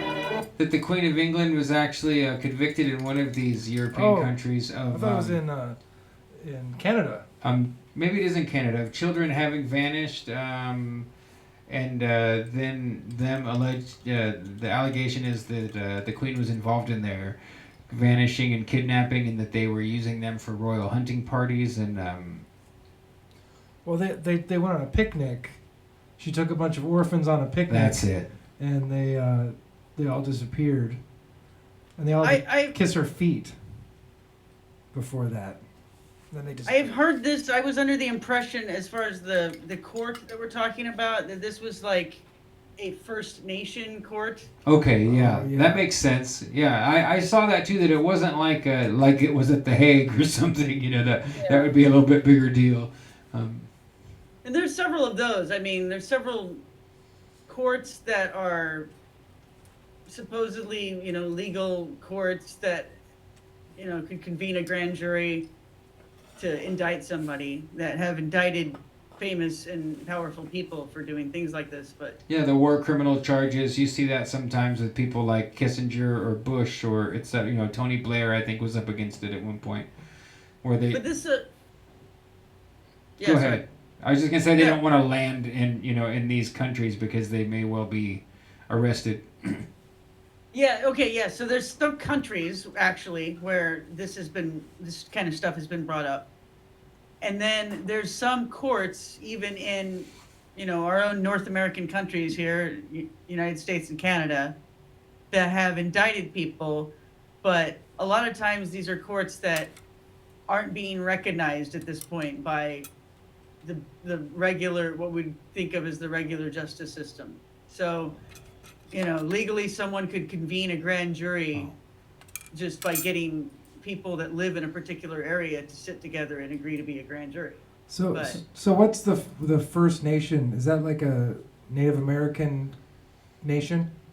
Yeah, that's what they call it in Canada. Same thing. Oh, okay. It's like having the court of a Indian reservation indict somebody. Yeah, you'll hear it here sometimes too. But in Canada, they usually refer to them as First Nations. That makes sense. But I would say that back in the day, that under common law, what you said, Tracy, was that was the process. That we had. Yes, that was the process. That's the process. That you would convene a grand jury not based on this administrative law crap that we have now. Administrative law to me really is outside of the scope of what used to be normal. I don't even really believe in the Constitution. I've done research deep into the nature of the whole thing, and it seems like we the people is not us. It's all caps. We the people. It's we the property. Yeah. Well, it's. us. It's talking about the forefathers who were all part and parcel in making whatever was happening over here go down. They kept taking boats back to England and coming back here over and over again. Oh, and so we the people is everybody that signed the paper? Yeah, like literally. Exactly. Well, the people is a corporation. So we the people means this corporation of people, not persons like us. But even despite that, the legal system not very long ago used to not be this administrative law weird commercial code crap that we have now. You know, like 200 years ago, there was something like common law, and if you had to, you know, if dude over here is always out of line and murdering people, then you convene a grand jury and you hang him by the neck or whatever, you know. So I would love to get someone on to inform us about this without giving us bad legal advice. That's a great If you idea. can find someone who doesn't tell people, oh, you know, don't pay your taxes, you don't have to drive with a license. I mean, maybe that's theoretically true, but you know, it's kind of Russian roulette. But before you started coming on regular, we actually have a guest that I've batted the idea around with, and he was definitely willing at one time. He's friends with me on Facebook, and he's actually done all this stuff and successfully lives his life that way. You know, he's reported numerous times in Facebook threads of what happens when and if someone pulls him over. He doesn't have a license. He's got his plates and his tags all made out to be private. You know, and so I'll follow up with him and see if he's interested, because I'd love to have that kind of a show too. Yes. The straw man, the idea of your birth certificate being kind of like a bond that serves representing your corporate self or your false self, your all caps name. These are all the things that you hear people talking about a lot, and you know, in this realm. Yeah. So I'll follow up with him and see what he says. I like that idea. So. Yeah, that would be cool. 'Cause, yeah, it's like a golem, you know, that they make of you, Right. and then they make all of the laws apply to it, but And you're its the one who agent. ends up having to follow them. Yeah. Yeah, if you Google the birth certificate and you, in quotes, there's a good little like 40 or 50-minute piece of information that covers it. I just remember that title in my head, and I do have some other bookmarks and stuff that I could share with you too, Tracy. If, you know, just to review on our way towards that show. I'll see what he says. I'm really curious now because I like that idea. Okay. Yeah. And I want to make an organized effort to come back to the Dadaist, Surrealist, and I think it probably ties right into, you know, there's no way that Picasso ducked out of this game. You know, Salvador Dali essentially worshipped Picasso. If you look at Dali, you know, they asked him one time, you know, so who would you consider to be great painters? And he says, Picasso and me. Yes. That was his answer, you know, so... It's funny, yeah. Okay, so Jean Cocteau always tried to act like he was separate from the Surrealists, although he basically hung out with them and he had the same patron as a lot of them, so, which is a lady from a aristocratic family. Her last name was Noailles, but she was related to the same family as de Sade. So she ended up actually being Marquis de Sade's heir. She and her husband did. And so they had a legal right to this text, the 120 days, and they also had money that they like to throw at artists. So I'm pretty sure that they threw some money at Picasso. They also did it to Dali and Louis Buñuel, that they financed that film that we were watching. And then they gave money to Cocteau, and they financed his two most famous films. At least Oops, sorry, I just clicked back. Sorry about that, Tracy. Yeah, the two he's most well known for as pieces of art, I guess. They were the ones that financed that. So you can tell this family that's descended from Marquis de Sade is directly influential with all of these surrealist artists. Oh, and I mentioned the connection between Picasso and Cocteau. As it's one, the relationship was one of like total worship, where Cocteau just really worshipped Picasso, and I don't think the feeling was entirely mutual, but I think Picasso tolerated Cocteau, and so because Picasso was heterosexual, and Cocteau was known to be gay, he wanted to impress Picasso. And I don't know how well his sexual proclivities were known at the time this particular incident happened, but I think Cocteau was concerned that he had a reputation for being gay, and he wanted Picasso to think he was a virile man. So at one point, Picasso left him at his studio, or at a bedroom that was in the same building as his studio, with a female friend of his, and sort of said, "Okay, I'll see you guys later. Right. I'll be back in a little bit." And Cocteau had no feelings towards this woman, but he wanted to impress Picasso. So he sat and chatted with the lady for a little bit, and then at the end he said, I don't know what he said to her, but she told some biographer about it later, which is how we know that right before Picasso showed up in the room, he took the bed sheets and the blanket on the bed and messed them up so it would look like they were doing something together. Oh, that makes me think of the clip that we watched too, where the alchemist is trying to get his rich patron, and so he's having to run off in the other room to use the other woman to like there seems like another recurring theme that you have to do something sexual that you're not actually interested in to gain the adoration of your idol who you worship. Very strange. But yeah, lots and lots of artists worship the hell out of Picasso. I personally can't stand Picasso for the most part. His really old stuff I like, but like what he's famous for, to me, it's just like, oh, you ruined the world of art. You opened the door and gave permission for everybody that you see now claiming to be artists. Guys crapping in a can and canning it and selling it, and they're saying that's art, or screen printing a lot, and so now you're famous because you're Andy Warhol. Which I lean much more towards Jesse Waugh and his polkarist attitude that there's such a thing as real beauty. To create art, you should at least have consideration of that beauty. If you're going to diverge from it and intentionally go dark or black or evil, that's still anchored to the idea of beauty, and you're drawing contrast, not just complete dystopian Mickey Mouses with butts for faces. Yeah, not beauty. Yeah, me and Jim found these Mickey Mouse butt face this guy on Instagram. And I mean, he's a famous artist. He's kind of in the same line as Jeff Koons, Paul McCarthy. If you want to kind of make yourself sick to your stomach, just Google Paul McCarthy. He's just atrocious and bad. Giant inflatable butt plugs. Yeah, I was really happy. Paul McCarthy he's got a theme of like. And that's another thing. The Disney stuff is in there. Like, more than one of these guys are using plain iconography of Disney properties, intellectual properties, Mickey Mouse, the Seven Dwarfs, Snow White, like in rape scenes with butt plugs, with their faces deformed as penises and all this stuff. And there's no lawsuits going on. Yeah. Disney Corporation's not suing them.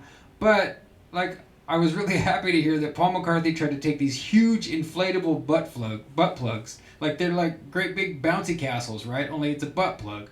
And in France, they couldn't keep the thing installed because all the Frenchmen, bless their souls, would get their pocket knives out. And every time they would have them tethered up and up, they would just shred them. And so they quit installing them because, you're walking through the park on your way to work.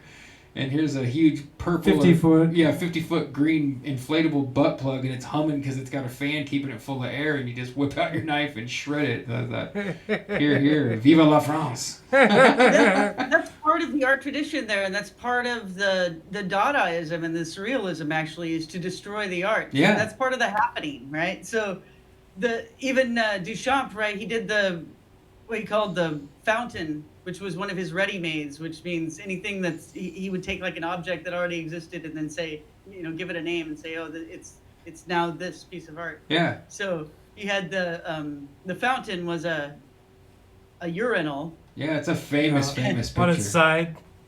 But it's been defaced now, and it was defaced probably 10 years ago or so by a Frenchman who was doing an homage to Duchamp by attacking it with a hammer. And so he got in trouble for defacing the art in the museum, but when they interviewed him, he said, I was doing that for Duchamp. There's nothing else I could do but smash it. No, wait, that's the same story that I wonder if it was the same guy. Okay, so when I was at the Museo of Academe, the Museum of Academia in Florence, Italy, standing there in awe, looking at the statue of David, the first thing you notice is that around the pedestal is like this like 4-inch thick clear plexiglass wall that's only, it's just big enough that you can't really get close enough to the thing. It's not protecting it so much that you couldn't touch it if you really tried, but it's a pretty staunch barrier. And so I'm like, what's up with the plexiglass wall? Because nothing else really had it. The same thing with the Mona Lisa. She's inside of a fancy case because she's been stolen so many times. But the rest of the art's just on display pretty normal. And the guy told us that whenever it was, sometime in the past, a guy came in with a hammer, said that his artistic statement was to attack this work because the old masters had done so much to cover every area that they left no room for any artist to make progress. And so if you looked close, you could see where they glued David's toe back together, because this guy had rushed into the museum and smashed Michelangelo's David with a hammer and broken it. So it makes me wonder if that was a Dadaist statement, because it sure seems like identical story. Definitely Dadaist. Yeah, it could be, because actually I remember that guy had struck before. So he's a serial art defacer. Serial Dadaist. And I remember learning about this picture. I got it up here on the screen. So here's the fountain by Duchamp, signed R. Mutt, 1917. Yeah, that's one of his aliens. I'm going to switch this and adjust it a little so people can see it better here. I got it kind of off. And actually, he didn't even do that one. Like, there's some other... he did it, but he's the one who presented it. Because basically, there was some lady that they all hung out with who was just a socialite. Like, she had no job or anything. That was her thing, was hanging out with artists. And she said she's actually the one that came up with the concept for the ready-mades. And she's the one that did this one. I think she's even the one that wrote R. Mutt. So... someone, if they know the facts about this, they can correct me. But I think that R. Mutt was actually that woman's alias that he borrowed. Yeah, that sounds about right. I mean, it's being on the inside of the world of art like we are. I would hate to disappoint anyone buying prints or original work if you actually think that artists with a huge name and reputation are definitely making their own work. You're wrong. There's a good chance that if you find an honest artist, you might actually get him to do real work for you. But it's very common for people you farm it out, man. If you're that big, you're busy flying on airplanes and answering telephone calls and reenacting the 120 Days of Sodom. No time for actually, painting, sculpting, or creating art. In an eerie way, it sort of looks like the silhouette of the Madonna. Did you? At least half of the Madonna. This one? Yeah. The one I have up there? Yeah, I could see it. I could see that. Oh, that's terrible. Yeah, not intentional, I'm sure. Have you seen the Disney film that Walt Disney made with Dali? He collaborated with Dali. Yes, yeah. I have. It's beautiful. Yeah, I've seen it with the woman and the windmills and all that stuff. Yeah. Yeah. So Dali collaborated with Walt Disney, and then I may be wrong, but I think that collaboration may have been around the same time that he collaborated with Jackie Gleason, and they did that album together. Yeah, I think so, because I know Jackie Gleason and Dali were, Jackie Gleason was always my favorite actor when I was a kid, I always loved Jackie Gleason. And, not that, this doesn't necessarily mean anything, because a lot of people were on this show, but, scratch that, because my memory may be incorrect. I kind of wonder if Jackie Gleason and Walt Disney and Dali ever clubbed together or partied together, because I kind of get that feeling like they could have been in a boys' club together, Yeah, it seems very much like they were. Well, what's the comrades would be an okay word. I was trying to think of you're in a clique. Usually there's a word and it's just eluding me right now. But they definitely seem like they're in a clique. I mean, that's a good way to describe it, That doesn't mean that you're best buddies and you're hanging out or texting each other every day, but that when the time is right, when I used to drink in the bar or hang out in clubs, there was definitely people that only would spend time with me and vice versa in that, like, hey, send them a drink, you end up somewhere after hours, and it's not a real friendship. It's like a fascination with the scene and an icon or a face that pops out of the crowd. So I could totally see that. I was trying to find something here for you guys that you might not know about. About Fountain? No, about. What are we looking for? Oh, well, look Oh, at wow, there's okay. So we'll start here. So here's let me fade this over and It's a great one. so there's I'm gonna go back and make it a little bit bigger. So when I change, it's bigger. So here's we're getting ready to see Dali and Walt Disney. If I could just make it bigger, please, thank you. There you go. So let's fade that over. And one click back now. So they're having fun on a boat. Let's see. Do you recognize this guy here, Tracy?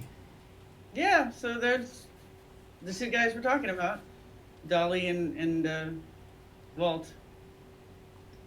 Is that? Oh wait, I'm watching a different. Okay. Yeah. So Who's Dali this? and Walt went by. So I just changed this to a new image, and I'm going to ask you and/or the chat. Does anybody know who that is? I can't Is see that it. like? Is that? Fuck. Let's There you see. go. Because this is you can see Dali's older. Let's see Is if the, that go H.R. ahead. Geiger? Yes, it is. Very good. Yeah. Oh wow. So there's Dali and Giger, and the reason I found out about this picture because my friend had Giger's Necronomicon, and if you wanna give yourself the EBGBs and like the dark feelings, then go find that coffee table sized book of Giger's most satanic artwork. I mean, it's beautifully bad. I mean, it's deep, dark, occultic work. Is Dolly wearing a Bullwinkle necklace? I zoomed in on this before. I don't know if we could get an up close shot here, but yeah. So this picture was in there. So to me, that just reflects the idea that even though the way we've always been marketed or fed Dali is like this silly, crazy, weird guy, right? A guy that drives around in a car full of cabbage, and he makes a movie with his wife, and he hatches out of an egg. And, he's posing with supermodels when he's far into his old age and they're wearing, plastic see-through dresses and stuff.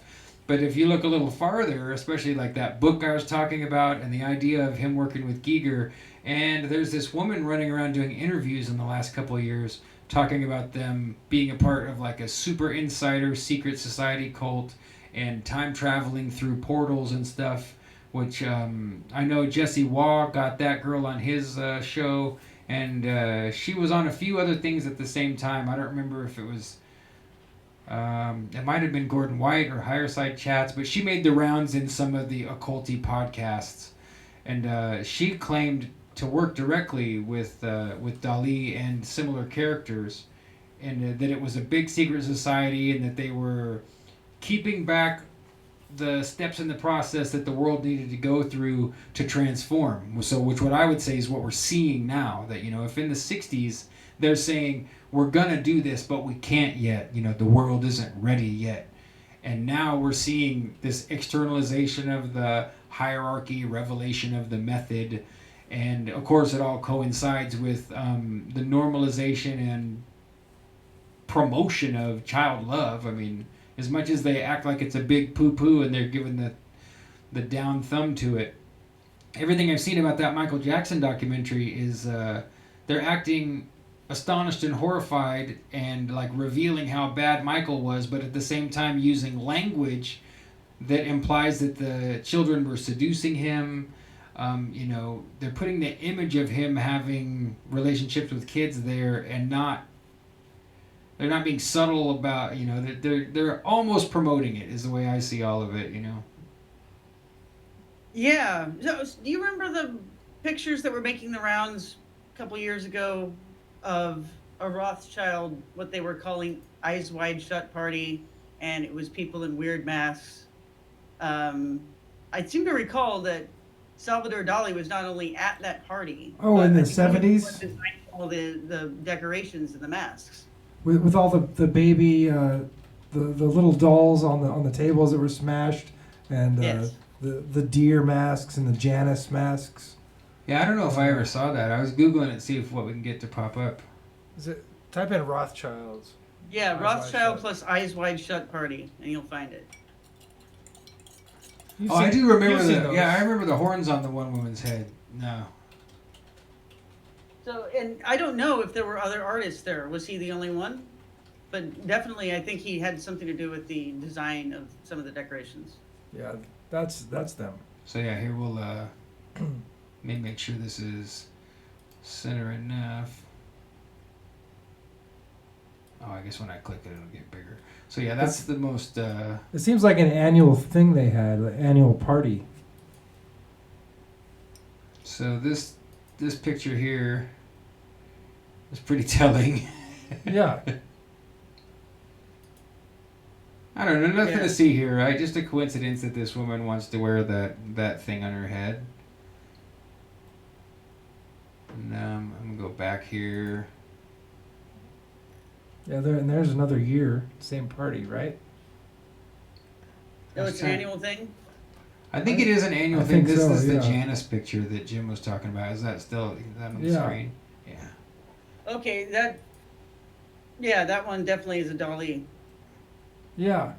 Yeah, I'll have to look into this for. Maybe we'll just let's schedule a few weeks out, whatever we want for time, and we'll get together and just the three of us do this. You know, I mean, unless we find somebody else that wants to come back and is an expert. I mean, I don't know if Jesse Wall wanted to come on and talk with us about art. I think that'd be pretty awesome. But I saw him pop back up recently and show how he glazes and adds color to his paintings, and I commented on his weight, and he said that he'd gotten very sick over the holidays. So I hope he's all right, because I know he was doing a similar thing I'm doing, eating a vegan or veggie keto diet, and I thought, hey, maybe it's working really good. And he's like, no, I got really sick, and then I looked closer, you can see. So I really hope he's all right. It was all because of you, Tracy, that I found Jesse Waugh, and he's probably my favorite living artist. His work is astonishing. He's written manifestos about bringing beauty. You know, he's making a whole movement. I would consider myself part of it, a Polkarist movement, to bring the idea of beauty back into art, and to have art be intentionally and solely focused on beauty, as it's, not nihilism or... That's a noble endeavor. Yeah, and so... But his interview with you, where he goes over the chapter titles of the Baphomet book, I recommend that to everybody. If they're unfamiliar with your work, I tell them that's a great interview, because that format really allowed you to extrapolate and not just have the canned same old interview. Because you see that a lot with people you like. You go find a new interview and you get a couple little snippets that are new information or better, but then it's just your hero saying the same thing again. Here is the book I wrote. Here is the process I went through. I had no idea. I thought you and Wog knew each other. Nope, it was the opposite. It was Sean Alger trying to get a Tracy Twyman fix. I need more Tracy Twyman audio. I can't live without it. I know that. See if you can find some of those babies. I was going to add... I went back to just our regular screen. I was going to add Dali to this search results and see if... Yeah, I think he's in there. There's definitely a picture of him that one, hanging out at the party. let's see. Is that... That's definitely him. That's not much of a shot, is it? There's a bigger picture back at the... Back at the Black Lodge? Yeah, right there. This one? Yeah. She got babies in her hair? Yeah, that's probably from the year that they had the babies on the tables. Well, I don't know. Could have been multiple years they had babies on the tables. The stuff that Steve Outtrim was saying about the more articulate details of Bohemian Grove, I don't think I'd ever heard or read those. Like the owl speaks in the voice of Walter Cronkite, and yeah, I didn't know that was Walter Cronkite's voice. Yeah, I didn't. I guess I must have either forgot because it was so long ago, or I just never followed up that far. That I remember finding pictures of a young black boy tied to a board that was like from the early 1900s, and thinking, yeah, so the idea of it being a mock sacrifice is just a new thing, and because it was horrible. That whole set of pictures, I'm glad I don't know where they are. I don't ever want to see them again. They were, there wasn't any violence or gore, but it was not cool. I saw a Truth Stream Media video one time, and if if you guys are familiar with that, Melissa Dykes. She was looking up some newspaper articles from the past, and there was some stuff from a long time ago, like maybe the 20s or 30s, and it was it was about the Bohemian Grove, and it was in the newspaper. Somebody had drowned during a party, and she read the article during the festivities. Somebody wandered out into the river and drowned, and then they threw a bunch of dynamite into the river to try to like bring the body up, because the body had disappeared and he didn't come up. And then so they went back to the party, everybody started continuing with their festivities again, and then somebody else drowned a couple hours later, and it was all in the newspaper. Kind of sounded very suspiciously like sort of a sacrifice situation. Oh, it makes me think immediately of William Ramsey. Because, William Ramsey's work on Crowley and stuff, and the West Memphis 3 is amazing, but the real focus, I would say, of what he's doing is actively following these kidnap, drowning, ritual murders that called the Smiley Face Killers. And, if you don't have a strong stomach or the ability to go with this stuff, don't look, because it's not in the past. It's like people are vanishing, and he'll catch it like, oh, there's a man missing, and then like clockwork. I'm not the super body familiar will with turn that. up a month later and be tortured in the same ways, and it's really? shocking and horrible. Is it like a localized event, like in a Oh, certain area, or it's is it in all over? certain areas, like London, like Boston, I think. Oh wow! Yeah, So I it's would a- love to talk to William Ramsey on here eventually. Organized group, you think? Yeah, it is. Yeah. It's ritual murder by same type of people we're always talking about. And what's the deal with the smiley face? Is it I don't remember. Do you remember, Tracy, why it's Smiley Face Killers? Well, it's sort of just their way of saying it's a big joke, But he traced it back to the Watchmen, which I believe is a Grant Morrison comic, right? And they Yeah, made a I movie think out of so. it. Yep. Yeah. And there's a guy who has a smiley face with a bullet in it. Yeah. Yeah. So he kind of if I'm recalling things correctly, what he said was that these murders seem to have started, I guess, shortly after that film came out, and that symbols, he thinks that they're sort of referencing the villain in that movie. Is there a symbol related to the murders, like on, Yeah, on well, the okay, bodies? so they put a lot of times when they discover these people's bodies, it's usually young men, in their 20s.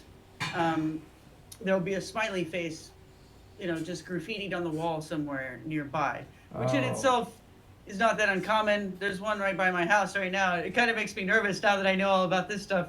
Oh yeah. So someone carved it into the cement right next to my house with Oh, some goodness. other weird things, by the way. But anyway, it all depends on context, and when you see the same smiley face showing up with all these, all these cases that are unique in a way, whereas there's really no reason for a 20-year-old guy to just not only not be able to help himself or control himself in some way and just fall in a river and die. Yeah, it's. Oh, And and then not we're even- getting into the chat that it's actually Alan Moore, not Grant Morrison, just Veronica's Secret. That Oh, it- Alan Moore did It's an Watchmen? and Alan Moore. That to me, that's even more. That makes it more ominous because all of his work, like From Hell, The Watchmen, V for Vendetta. There's got to be at least one more. Alan Moore is a dark, spooky, weird character, but I would say all the coincidences are crazy to imagine that they portray it like, oh, these guys get drunk in the bar and they go fall in the river and drown. And if you go look at what Bill Ramsey's saying, it's like not even close. Like their last scene in a bar, they vanish into thin air and they're gone for a month. And then they turn up in the river with all kinds of signs of abuse. Like they've been tied up or they've been ritually cut. The smiley face symbol, and it's not identical case to case, but similar enough qualities that it gets you really scratching your head, There's a Nine Inch Nails video called Broken from Yeah. 1993 that was produced by Peter Christopherson, who was part of this band Coil Yep. before and Huh. connected with Genesis Peorage and who we were mentioning before. So he's part of the art world and part of the thelemic magic world, Peter Christopherson is. And so anyway, this film called Broken, which William Ramsey mentions because it depicts the entire scenario he's talking about of some young man being picked out by a predator and invited by some false pretenses into a car, and then he ends up in a garage and being tortured and then eventually drowned, and he's wearing like S&M rubber at the end. He's all dressed up in black rubber. So William Ramsey used this a part of an image from one of that film, Broken. He used that as the cover for his DVD because it encapsulates the whole subject matter right there. And of course, it's being done in a voyeuristic and celebratory way in the video. And it kind of makes you wonder about Trent Reznor, and I don't even have to wonder about Peter Christopherson when you look at his other work, and he pretty much admits, to being a sadist. Look, I'm not going to say he ever said that about himself. I'm a sadist. I like to torture little boys or anything of that stuff. But he did say he was he's promoting the left-hand path and the bad way of doing things, and he's. Again, just look at the work of Coil. There was a video they did once where they were in Thailand and they had these kids, little boys, dancing for them, and they're even threatening them while they're singing in front of them and having them dance for them. They're threatening them. It's really Coil is really dark and trippy. Wow. Because I remember them back in my total heavy metal days, Coil was not quite the musical style we liked, but it would still pop up as part of your the repertoire. Especially before the internet was really popping off. You wouldn't find your stuff on demand, so you'd have to go search out a whole pile of stuff, and there'd be the things you want in the middle, and then in the periphery was Coil. And I always thought Coil was weirder and spookier than Slayer and all the more typical death metal bands. To me, those guys are way more honest and straightforward. And don't get me wrong, I'm not saying that Kerry King is a sweetheart or anything. He's plainly also promoting the left-handed path. He's quite proud of it, but still not whatever that lascivious edge of. Peter Christopher, is that right? Peter Christopherson. Christopherson, yeah. Now the other members of Coil, at least one of them, and I think two of them have died of AIDS. Yeah, because they were really dark gay guys, right? They're definitely gay, definitely pedo. I mean, they let it be known, and not that that's the only thing they were interested in, but they have a song that's about torturing little boys. And see, all this comes from people get really deep into Crowley's work.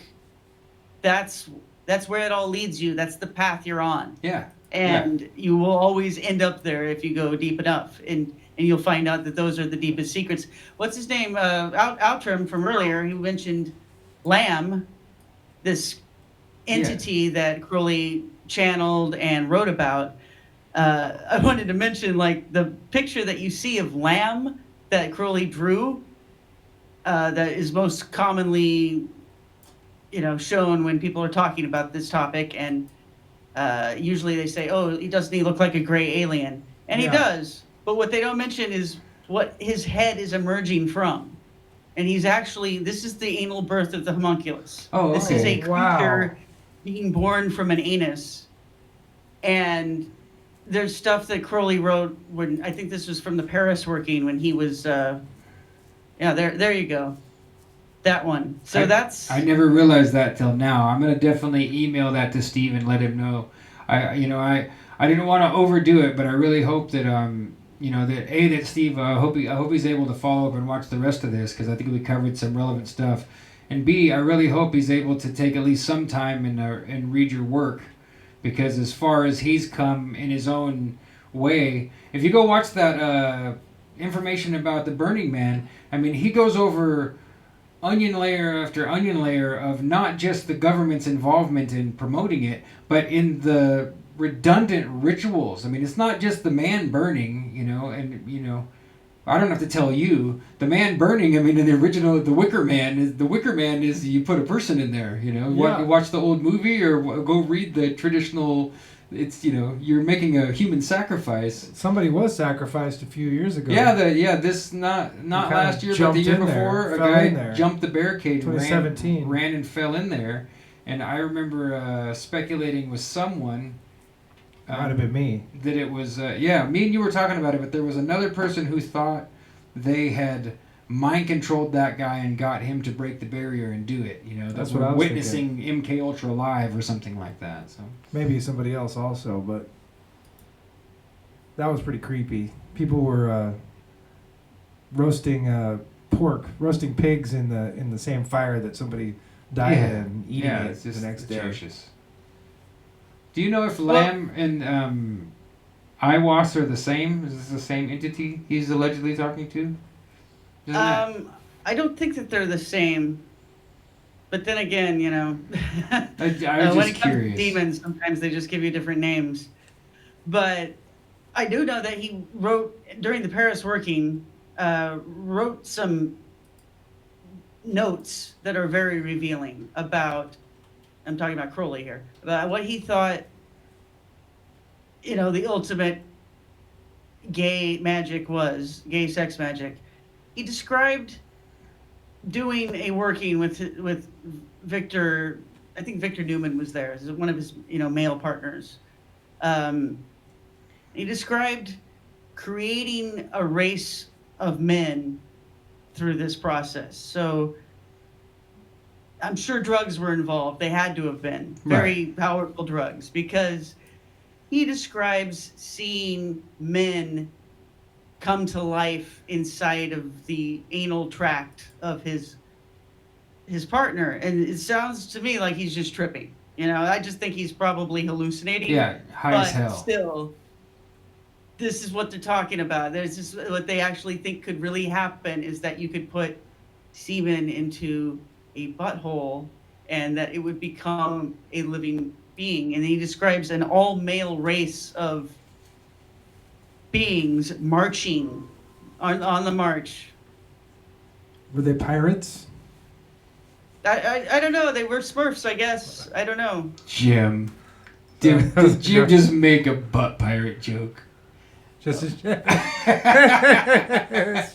Sorry, you guys. So I found this one that's upside down, so that makes it a lot. That looks a lot like the homunculus picture that Harrison posted in the Discord too, where they look like sperms wiggling still. They're not developed yet.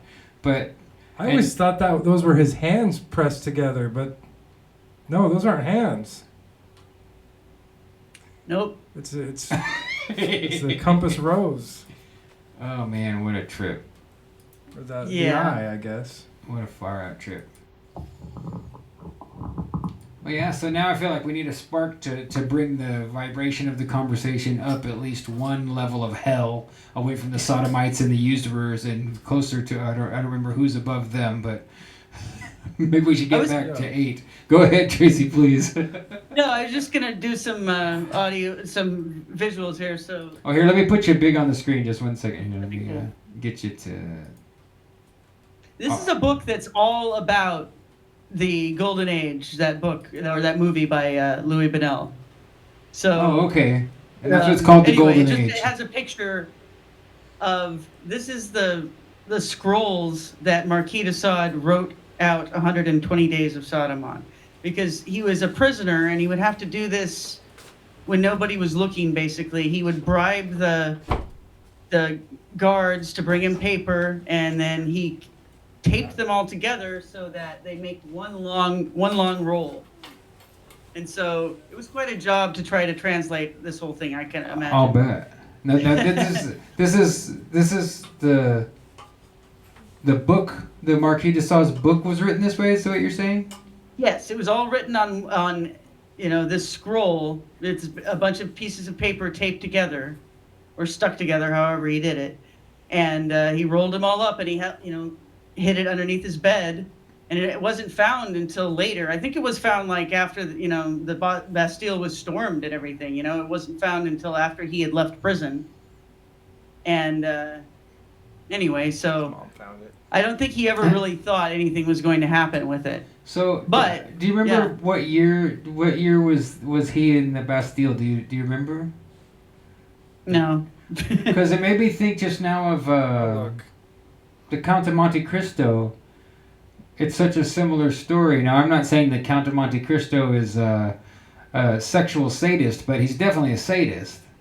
Because 1785, by the way. 1780. 1785. So that makes me Nine. wonder, because I consider a lot of Alexandre Dumas' work to be just a really thin gloss of true accounts. He was very high up in the in the social circles, and if you read some of his less popular work, especially, you can tell he's kind of roughly using real life experience as a model. And as a writer, I'm sure you can relate to that. That we all any kind of art, you get inspiration from real life, and then you try to draw from it. But Alexandre Dumas, I think he's telling us a lot of truths that he's witnessed or participated in, and he's just using his fiction as a shield of protection and as an artistic dramatic tool, both. I wouldn't doubt if there's a connection between those. Tracy, character for the Mithras stuff, that this just popped into my head. What? There's a book by Alexandre Dumas, or more than one book, a series of them, about him dramatizing the.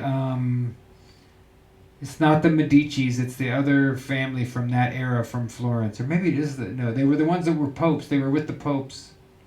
Was it Medici's had some popes, or that doesn't? Definitely, yeah. Okay, so it talks about how they accidentally, they make some really strong poisoned wine and they put it in the locked cabinet, and they tell the servant, "Don't ever serve this wine. This is the Pope's wine." And then they go up on the hill to poison someone or something like that, and the wines get mixed up, and the main Medici son and the Pope, his father or whatever, get poisoned, and the Pope dies, but the main son has them bring 4 bulls into his chambers and turn them upside down and tether them so that they're completely strung out, and cut them open, and to cure himself of being poisoned, he has them bathe him and baptize him in the guts of the bull over and over again. Wow. And he lives. So I'll try and find it again so that you can reference that. It was on audio. I was listening to it on audio because I was trying to run through almost everything by Alexandre Dumas at one time, because I love the Three Musketeers, the Corsican Brothers, Count of Monte Cristo. It's just amazing literature. It's great writing. But all of that Wow. exposure to it made me think he's not lying. He's telling you how life used to be. And it is fiction. It's a melding of things. He's dovetailing stuff together, but it's not. He's not making it up out of his head, I don't think. Yeah. That's interesting, because the bull symbolism does seem to have been so important to surrealists later. Yeah. Like, there was a magazine that all of them contributed to when it first came out, called Minotaur. It was supposed to be like the magazine that's the spokesman for I remember that that. art movement. And then, of course, Picasso did quite a lot with bulls. And then, returning to Marquis de Sade and 120 Days of Sodom, I think I was gearing up to mention this, and I think I kind of got sidetracked at the end, because I talked about all the, the rituals of 120 days of torturing and raping and killing people, and how it culminates at kind of in the same time period as this, in the middle and end of March.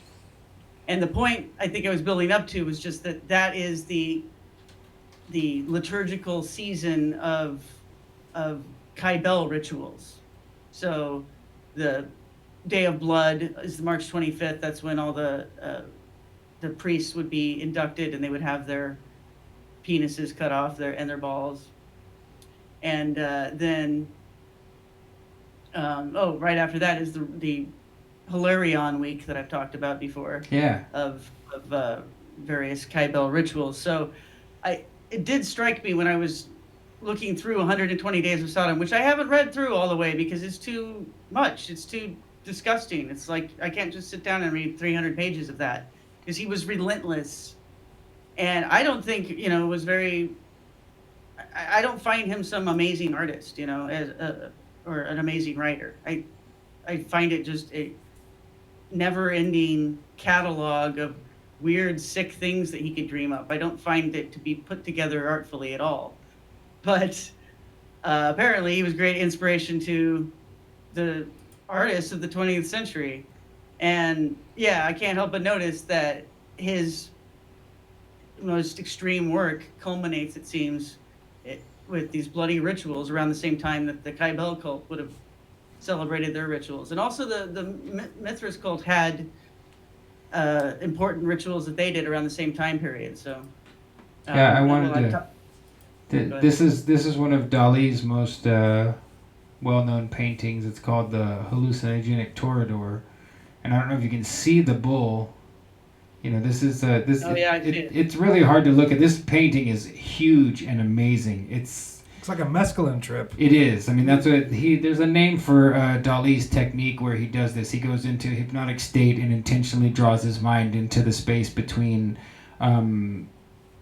consciousness and subconsciousness, and he calls it the paranoid method, I think. I'm pretty sure that's right. But you can see that the Toreador is here. You can see his face and his shoulders. But then if you look in the bottom left here, the bull is being slaughtered and bleeding all over the place down here. So, and I'm sure this is not the only picture of Dali working with a bull. His work is prolific. I mean, he's done lots of work. Yeah. If our angle was simply, the occult and sadistic elements of Dali's work or the perverted sexual stuff, we could go on for 5 hours and there would be plenty of it. Yeah, absolutely. That's why I'm curious to get that book. Maybe I'll see if I can get that one I was telling you about that I found in London. And so let's plan on that. Let's plan on even if it's not right away, even if we wait 6 weeks or something, let's plan on having like a really deep digging into surrealism, Dada, maybe accounting for the far back as we can trace it to this era and then moving forward and everything that it stems into, because all of those things that keep coming up, I know for sure that stuff all ties together. The Book of the Subgenius, the Church of the Subgenius, the Discordians, what was the one that situationists, I guess that's what Steve had said, situationists. And I was just telling someone else this week about the absurdist position, how people it's a real philosophical position. I don't know if you want to call it philosophical, but people will intentionally take the absurdist position. This is where I am. I'm going to be absurd as my intentional choice, not like just being absurd. It's not supposed to be intentional, right? It's supposed to be something, oh gosh, she's off track here, being absurd. Right. Yeah. So I'd say that most of that probably stems from Dada and surrealism, and people don't realize it, Yes, I would agree. So yeah, that would be something awesome to explore more, and I'll definitely be working on it. And let me know. We'll talk about. Yeah, maybe we'll even make like an outline. Let's start as a group. Let's hash together at least a loose outline, and we'll try and kind of do what Harrison did. I loved that Harrison gave us we still had the loose feel that we love, otherwise we'd format all the time. It still worked, and he had like just a little bit of a teaser to stay ahead of us, and it was good. It was a great episode. Thank you, Harrison. Hey guys, I'm getting kind of a headache here from having these things on my head long. So. I was just thinking it's winding down. It's almost 10:30. And so we can totally give the last call for if you want to get a discount, you better hurry up and go buy it right now from Tracy Twyman's Plus Ultra. because she's gonna pull it after tonight, and you know, all the links are in the description, folks. If you like what you're seeing here tonight, please support us.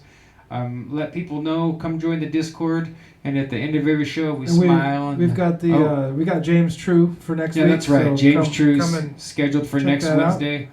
And hit that like button. Yes, please help us with the AI and the algorithms. And We then, enjoy that. and then the other thing you do is to wave and say, Oh, yeah. okay, bye. Bye. Okay, bye. Okay, bye. Okay, bye. Okay, bye.